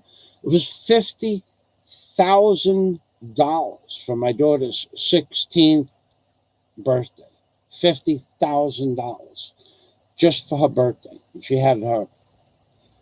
had baptism, birthday, and she had a confirmation party there. I don't know what they paid for the other two, but I remember that. And I thought that was a big amount of money, but not, and in those days, that was a tremendous amount of money. But, and they were lucky, it didn't even happen on a weekend. They were lucky to get those days during a week, and only because they could. But weekends and holidays for several years, the confirmation was confirmed years in advance, like 4 years in advance. But to get those days that they got for her 16th birthday, they had to maneuver people into different halls and different things, and it was pretty interesting. There was a lot of stuff going on back then, a lot of moving and shaking, as you might say. Anyway, so Frankie paid like $10 million in fines to get that building approved for the CO. They didn't care how much the fines were going to be. They could care less. He had the money to do it. And it was all, that money, I don't know how many people the hall holds, thousands. And at $125 a plate, sometimes 2 or 3 times a day for 7 years. Once the building opened up, it was booked 7 years in advance, just about every day. Every day. So they built another one down the block. And then they built another one someplace else. He's got a bunch of them. And all of them are booked for years.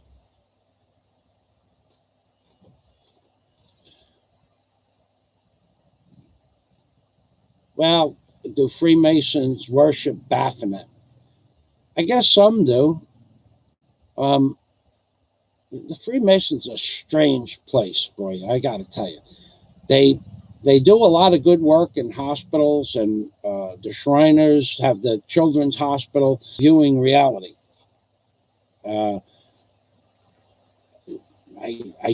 At different levels, at the bottom level, idiots.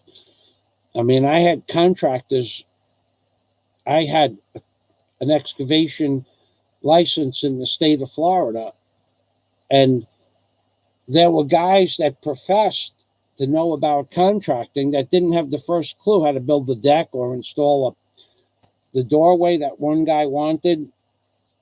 The doors were $10,000 a pair of doors with the hardware. The hardware was $2,800 for 2 sets of hardware, $1,400 per set. The ones that he wanted. The doors were $5,000. The hardware was another $2,800. So it was like $7,800 in hardware and doors with the frame. And I wanted $10,000 for the total job to install the doors. Because I did these doors before for Mike Colella in people's houses who I won't mention, but it wouldn't be the first $10,000 set of doors. I didn't charge the $10,000 for the doors, but I did the installation for Mike Colella, and $2,200 would have been a good day's pay for about 5 days to do the doors. It would take every bit of 5 days to install these 2 doors. Forget about mounting the hardware. To prepare the door for the varnish, which would have been McCloskey's Marine Spar varnish, and to bring the hair up on the door with hot water, and to dry the door off, we'd have to have the right conditions. Going to spend 3 to 5 days to get the first 2 coats of varnish on the door and polish it out. And then you'd spend another 3 to 5 days to get more coats, because you have to put the doors down flat. You can't paint the doors. The first coat, you don't ever paint or varnish a door in the vertical position. These were raised panel doors, you lay them down flat and you let the first coat run right through the panels, because if the panels might be glued, but they're still going to be voids. You want the varnish to go through the panels and come out the bottom. Then you got to have another guy, strong guy with you, to take the door and flip it over and do the other side. Now, the first coat is going to soak in to the nap, the hair of the wood. After you hit the wood with almost boiling hot water, it'll bring up the nap. Then, after you get the first coat on, thinned out at 30% with turpentine, McCloskey spar varnish, then you got to put, then you let that dry. It's got to dry too. It's not something that you do overnight. You want it to dry, and once it's dry, then you want to hit it with another coat. Now, it's not cured, it's just dried. The second coat is going to take 4 or 5 days to dry completely, and you got to put that out in the sun if you want to do it right, and flip it over back and forth. Then the third coat just goes on one side. You pick a side, and that's, the first coat is 30% thinned out, the second coat is 15% thinned out, the third coat is 10-12% thinned out with thinners. Now that coat goes flat, and you don't move the door until it's dry. Then you have to flip the doors over on your horses, which have to have a special protection on top of the horses, and so that it doesn't scratch the door, although it doesn't matter, you don't want it. And then you do the other side, and then you come back another day and do it again. Sometimes I'd varnish the doors 10 or 12 times, which could take a month to get the right amount of coats on and polished out. You cannot do it with the door on the hinges. So all this stuff is all prep work. So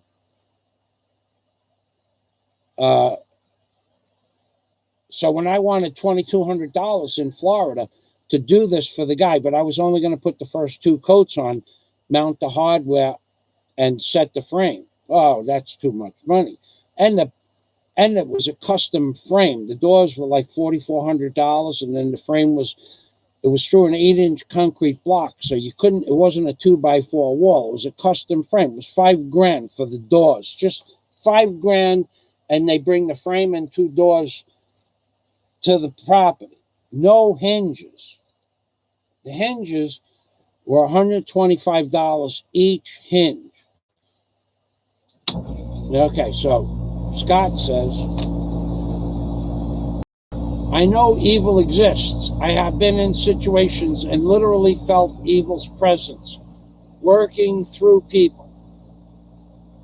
It is able to be sensed that the individual is evil, but the actual dark force dwarfs them. It's true. You can feel evil. You can feel it. You definitely can feel it. There's no doubt about it. And we won't get involved when the last time I felt evil was.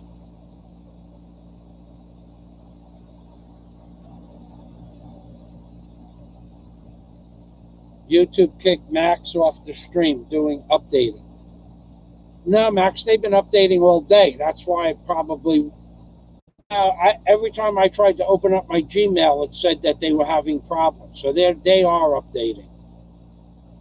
And when I came back on the stream the second time, it said I couldn't go on my own stream. It just initialized. I got to get some water.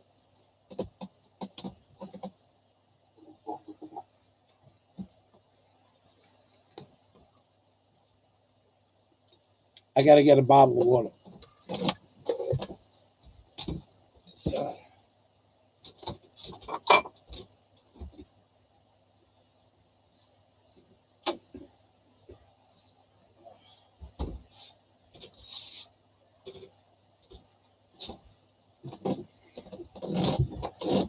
Yeah. Anyway, Max said they've been. I tried to open up my comments this morning, and there were no comments at all for like 7 hours. So I guess they are doing something. They're doing what they do best. They're modifying something that doesn't need to be modified. That's what they're doing. All right, so the pepper challenge. Have you ever heard about the Bohemian Grove? Yeah, yes, sir. We've heard it. I've done many live streams about the Bohemian. It's Bohemian Grove, not Bohemian. Grove, and it's in Northern California. I have a lot of live streams like that about the Bohemian Grove, and all the presidents and the governors and all the powerful people of all the major corporations have been to Bohemian Grove, and that liar, otherwise known as Alex Jones, said he infiltrated Bohemian Grove. He was a plant from the get-go, from day one. I knew that because I talked to him on the phone in 2009. Alex Jones is a complete fraud. So, I've heard of Bohemian Grove.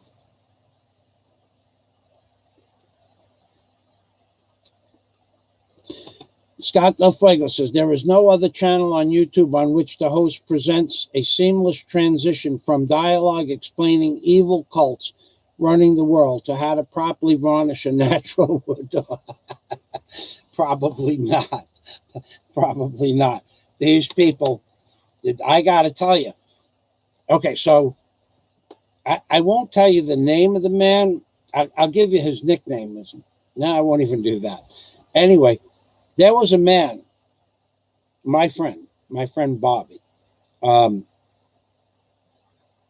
won't tell you his last name, but if I said his last name, you'd recognize it. But anyway, there was a man who he wasn't a big man. He was like about 5'5", but he did certain work for he was really good at he was really good at several things, and one of them was he could bypass your locks on the door of your car and be in your car and have your car driving off from wherever it was with no alarms going off in seconds. He got real good at that because he owned a junkyard, and they would bring in cars that had the most sophisticated alarm systems and jeweled keys and key codes, even back in the 80s. And they would practice, and the guys that would go out and collect the cars would come, and they would know in advance and how to get in the car, because they would practice how to get in the car. In other words, there are certain locks that what is called the Slim Jim wouldn't work on the lock. You couldn't grab the mechanism in the door. Like, I remember the Lexus. I forgot what Lexus. You couldn't grab the Lexus. You couldn't grab the gear in the Lexus door. Just not possible. So, and breaking the window on a Lexus, not so easy. I could go. I'll go into that on another day. But so they would practice how to get in the door, and even with the most sophisticated locks that Lexus had, 3 seconds the door would be open. The key that you needed, a special key to start it, no problem. Another 15 seconds, 45 seconds in the car, and the car's gone. So gone in 60 seconds. That movie, guys that know how to do it could do it. And the way they learned how to do it was they got the codes and the specifications on how to get into the car and bypass the alarm from the manufacturer, which is supposed to be secret information. But the car dealerships could get that information, and all of these guys back in the 80s worked with the car dealerships, the insurance salesman, and the car dealerships, the insurance salesman, and the people that owned the car didn't stand a chance if they wanted your car. Because let's say you had a brand new 1980 Lexus. Let's just say you had a brand new Lexus, and you had the jewel key or whatever special key code there was for that car. and the ones that did have the key code, let's say Bobby needed a set of doors or a front end or a clip, front clip, rear clip, right quarter clip, left back clip, whatever.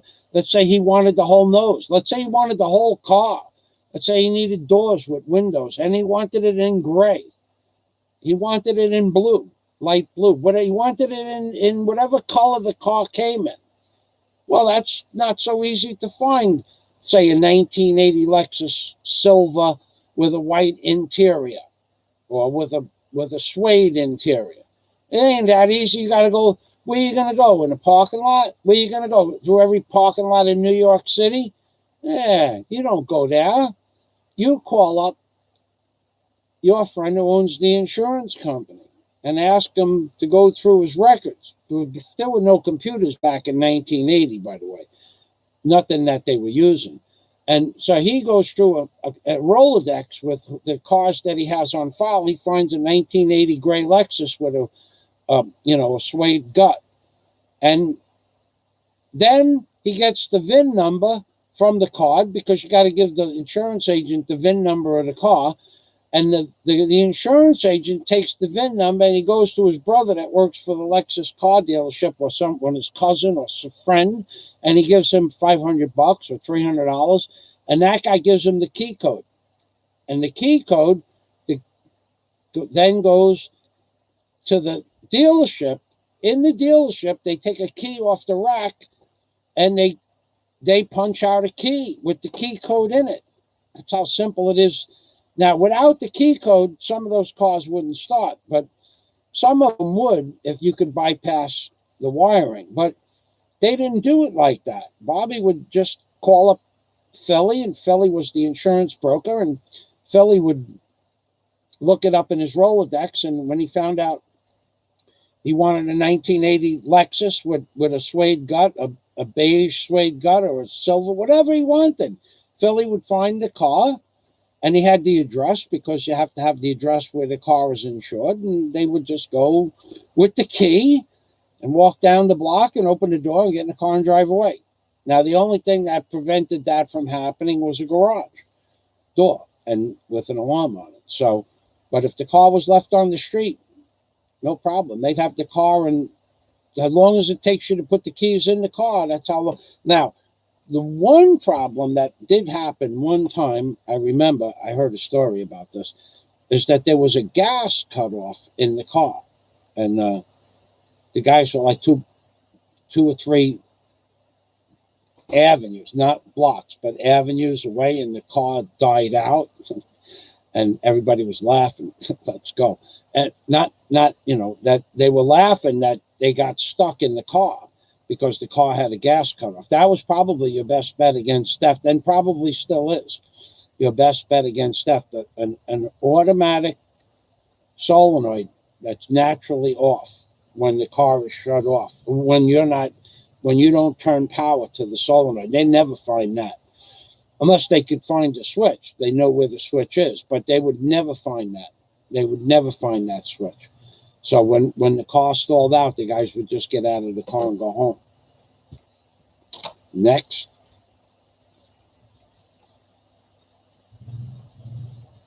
All right. Okay, so I'm somebody Pepper Chan. What do Freemasons with their secret rituals? Well, I can't tell you that. I can't tell you what they do. You're not allowed to do. One thing, I can talk about certain things, but I'm not going to start talking about what they do. That's a no-no. You'd have to become a Mason and then swear not to give those secret rituals up. Nothing bizarre. Nothing, I think that people think that for the first couple of years, you don't do anything that you would think is wrong, or that would be illegal. But I can't tell you what they do. I can tell you they're not the smartest group of people that I've ever met. And then Yahama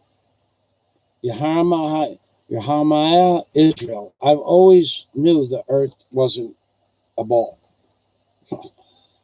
You do it along. I got to tell you, I'm going to go to your channel and see what you got there. But I got to tell you, the first time I heard the earth was flat, I didn't believe it. I'm going, kind of nonsense is this, of course. But And I wouldn't watch a flat earth video for years. It was going on like, it was a couple of years.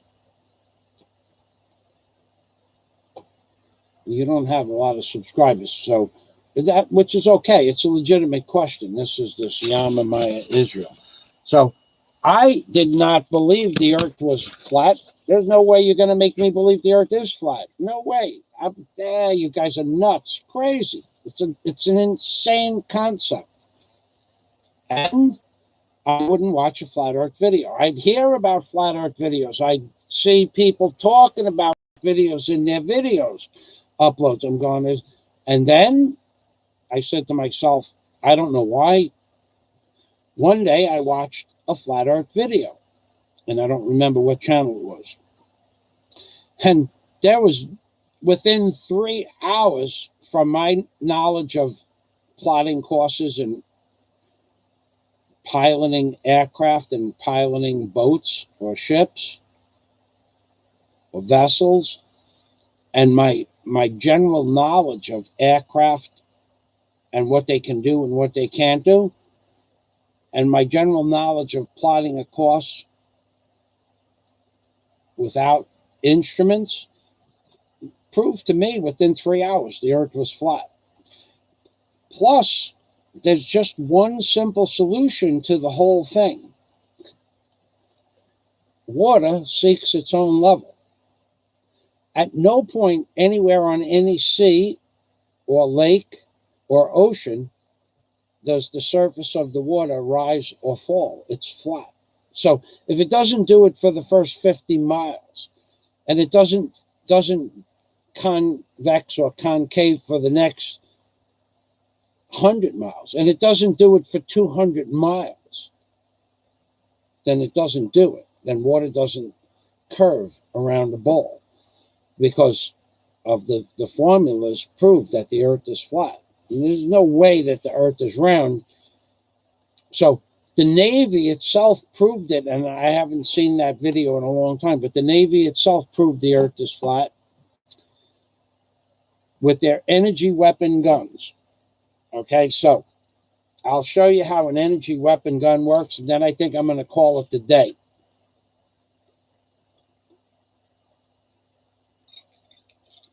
An energy, Vaskin 777, I know you.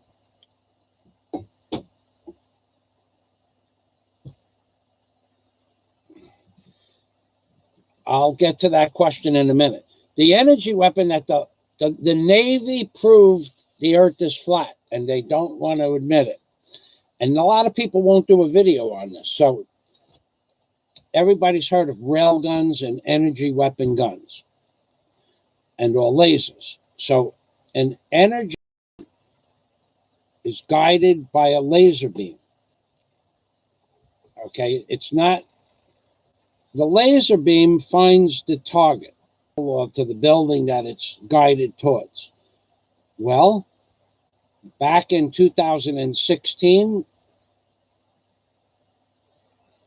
or 17 or 15, I don't remember what year it was, the laser developed an energy weapon that could shoot 93 miles and destroy a battleship from 93 miles away. And the way this was done is on the energy weapon on one battleship pointed where they knew that there was another battleship 93 miles away. That's the number. And they shot the railgun or energy weapon, and it destroyed the battleship 93 miles away on the ocean. So in 93 miles of ocean, the amount of curvature on the earth would be a lot of miles, tens of miles. I don't know what it would be. I don't remember what the number was. But theoretically, in order for the laser to find the target 93 miles away, it would have to curve down 10 miles, maybe more. So by the Navy admitting it could fire an energy weapon 93 miles across the calm sea, or AC, proved that the earth is flat. Nobody uses that example. But a lot of people won't use that example. But it's true. So if water lay flat for 93 miles, why would anybody believe that the ocean curves at all when it should have already curved down several miles, maybe 10 miles? I don't know. Some flat earth guy. I'm not really much of a flat earth guy. I believe the earth is flat. I don't know the formula. I think it's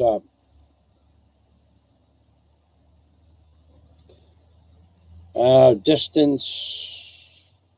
I don't remember what somebody want to put the formula up on the screen, but like I know that when I go to the other side of the island from Alona Beach, I go to the other side, or when I'm going from Tagbilaran Boatport to Cebu, you can see Cebu when it's 17 miles away, and you can see the Chinese Mall, the biggest S&M mall in Asia, from 17 miles away, 17 kilometers away. That should not be possible. So from 17 kilometers away, once the boat leaves the port of Bohol, you should not be able to see that Chinese Mall, but you can.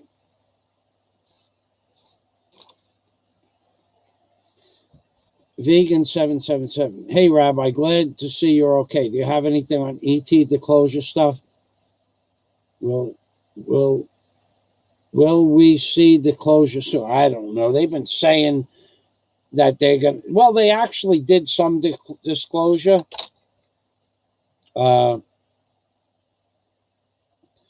Sometime around a year ago, they admitted that some aircraft shaped what they called, they said that was shaped like Tic Tacs. They were the size of a few meters in diameter and a few meters long and like 1 meter in diameter.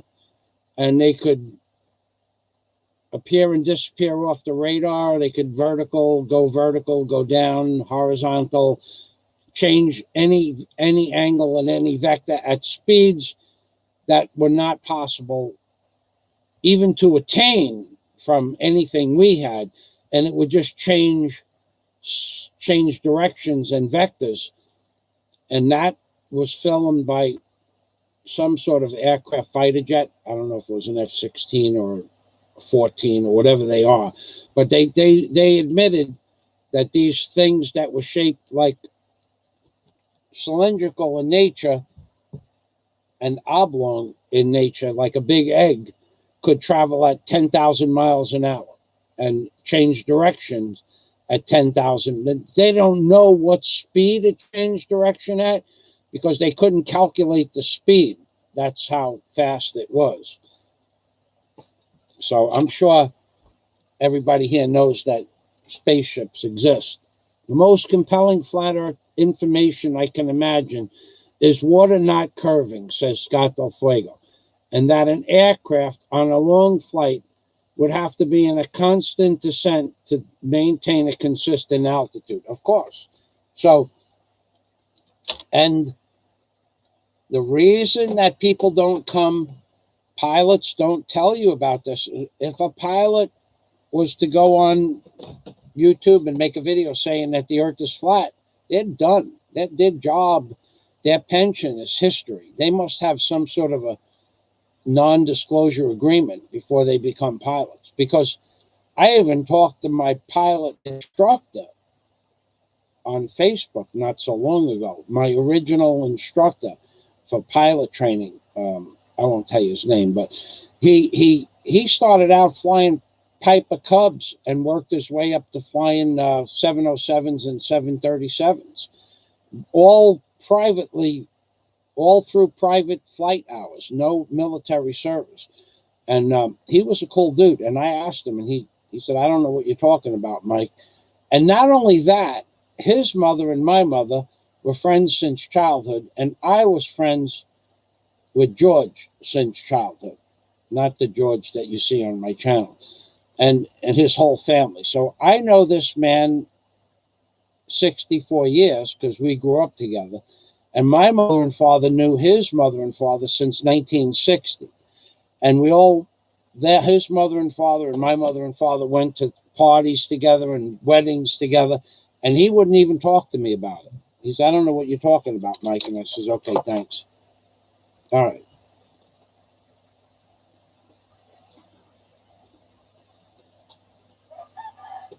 Yeah, that Nikon 900 camera telescope is supposed to be the best available. Anyway, ladies and gentlemen, I'm going to end this live stream. Thanks for stopping by. I've said what I wanted to say almost, but I'm going to say good night. Thank you, everybody. Max, Scott, Dennis, Vegan, LaRue, Dennis, everybody. Thank you.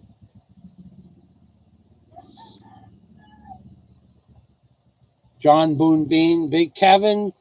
Simulacron. Simulacron. I love that name. Exactly. That YouTuber needs conflict to feel any work. Yeah, that's all. That's his life. His life is conflict, and his energy, so to speak, or what makes him move, wake up in the morning, is his ability to hate somebody else and hurt or deceive, and all at the same time. Hurt, deceive, hate, belittle, malign. If a car uses gasoline, he thrives on the negative. And I've said that in many times. The guy has not a single attribute that any normal person would want to be part of. Thanks for that comment. Sorry I didn't get to it earlier. I don't know who you are, but I do know that you come to my channel quite often. Thank you, Simulacron. Dennis has said that. Jack Thompson, thank you for stopping by as well. Going through. Keep it up. Made a nice comment. I asked Max for the backup. Okay. Turn the compressor. We're going to work. Oh, Daisy's not here. Oh, I forgot. I'm being perfect. Never mind. She's not going to turn on the compressor. She's not here. All right, ladies and gentlemen, thanks for watching. I'm being Permy from Michael Fazio and Daisy May, wherever she, and I know exactly where she is. Daisy and I wished each other a happy Valentine's Day. I actually called her up because I couldn't find the jumper I needed for the battery. For the starter I was working on. I wanted to take the starter out and use the cables to engage the Bendix before I put the starter back on the machine. And I couldn't find the cables. I probably left them on a job. Or I probably had them on a job and someone took them because they were heavy duty copper cables. I got another set, but they're buried somewhere. So I think the kids are outside. They want candy. Hold on.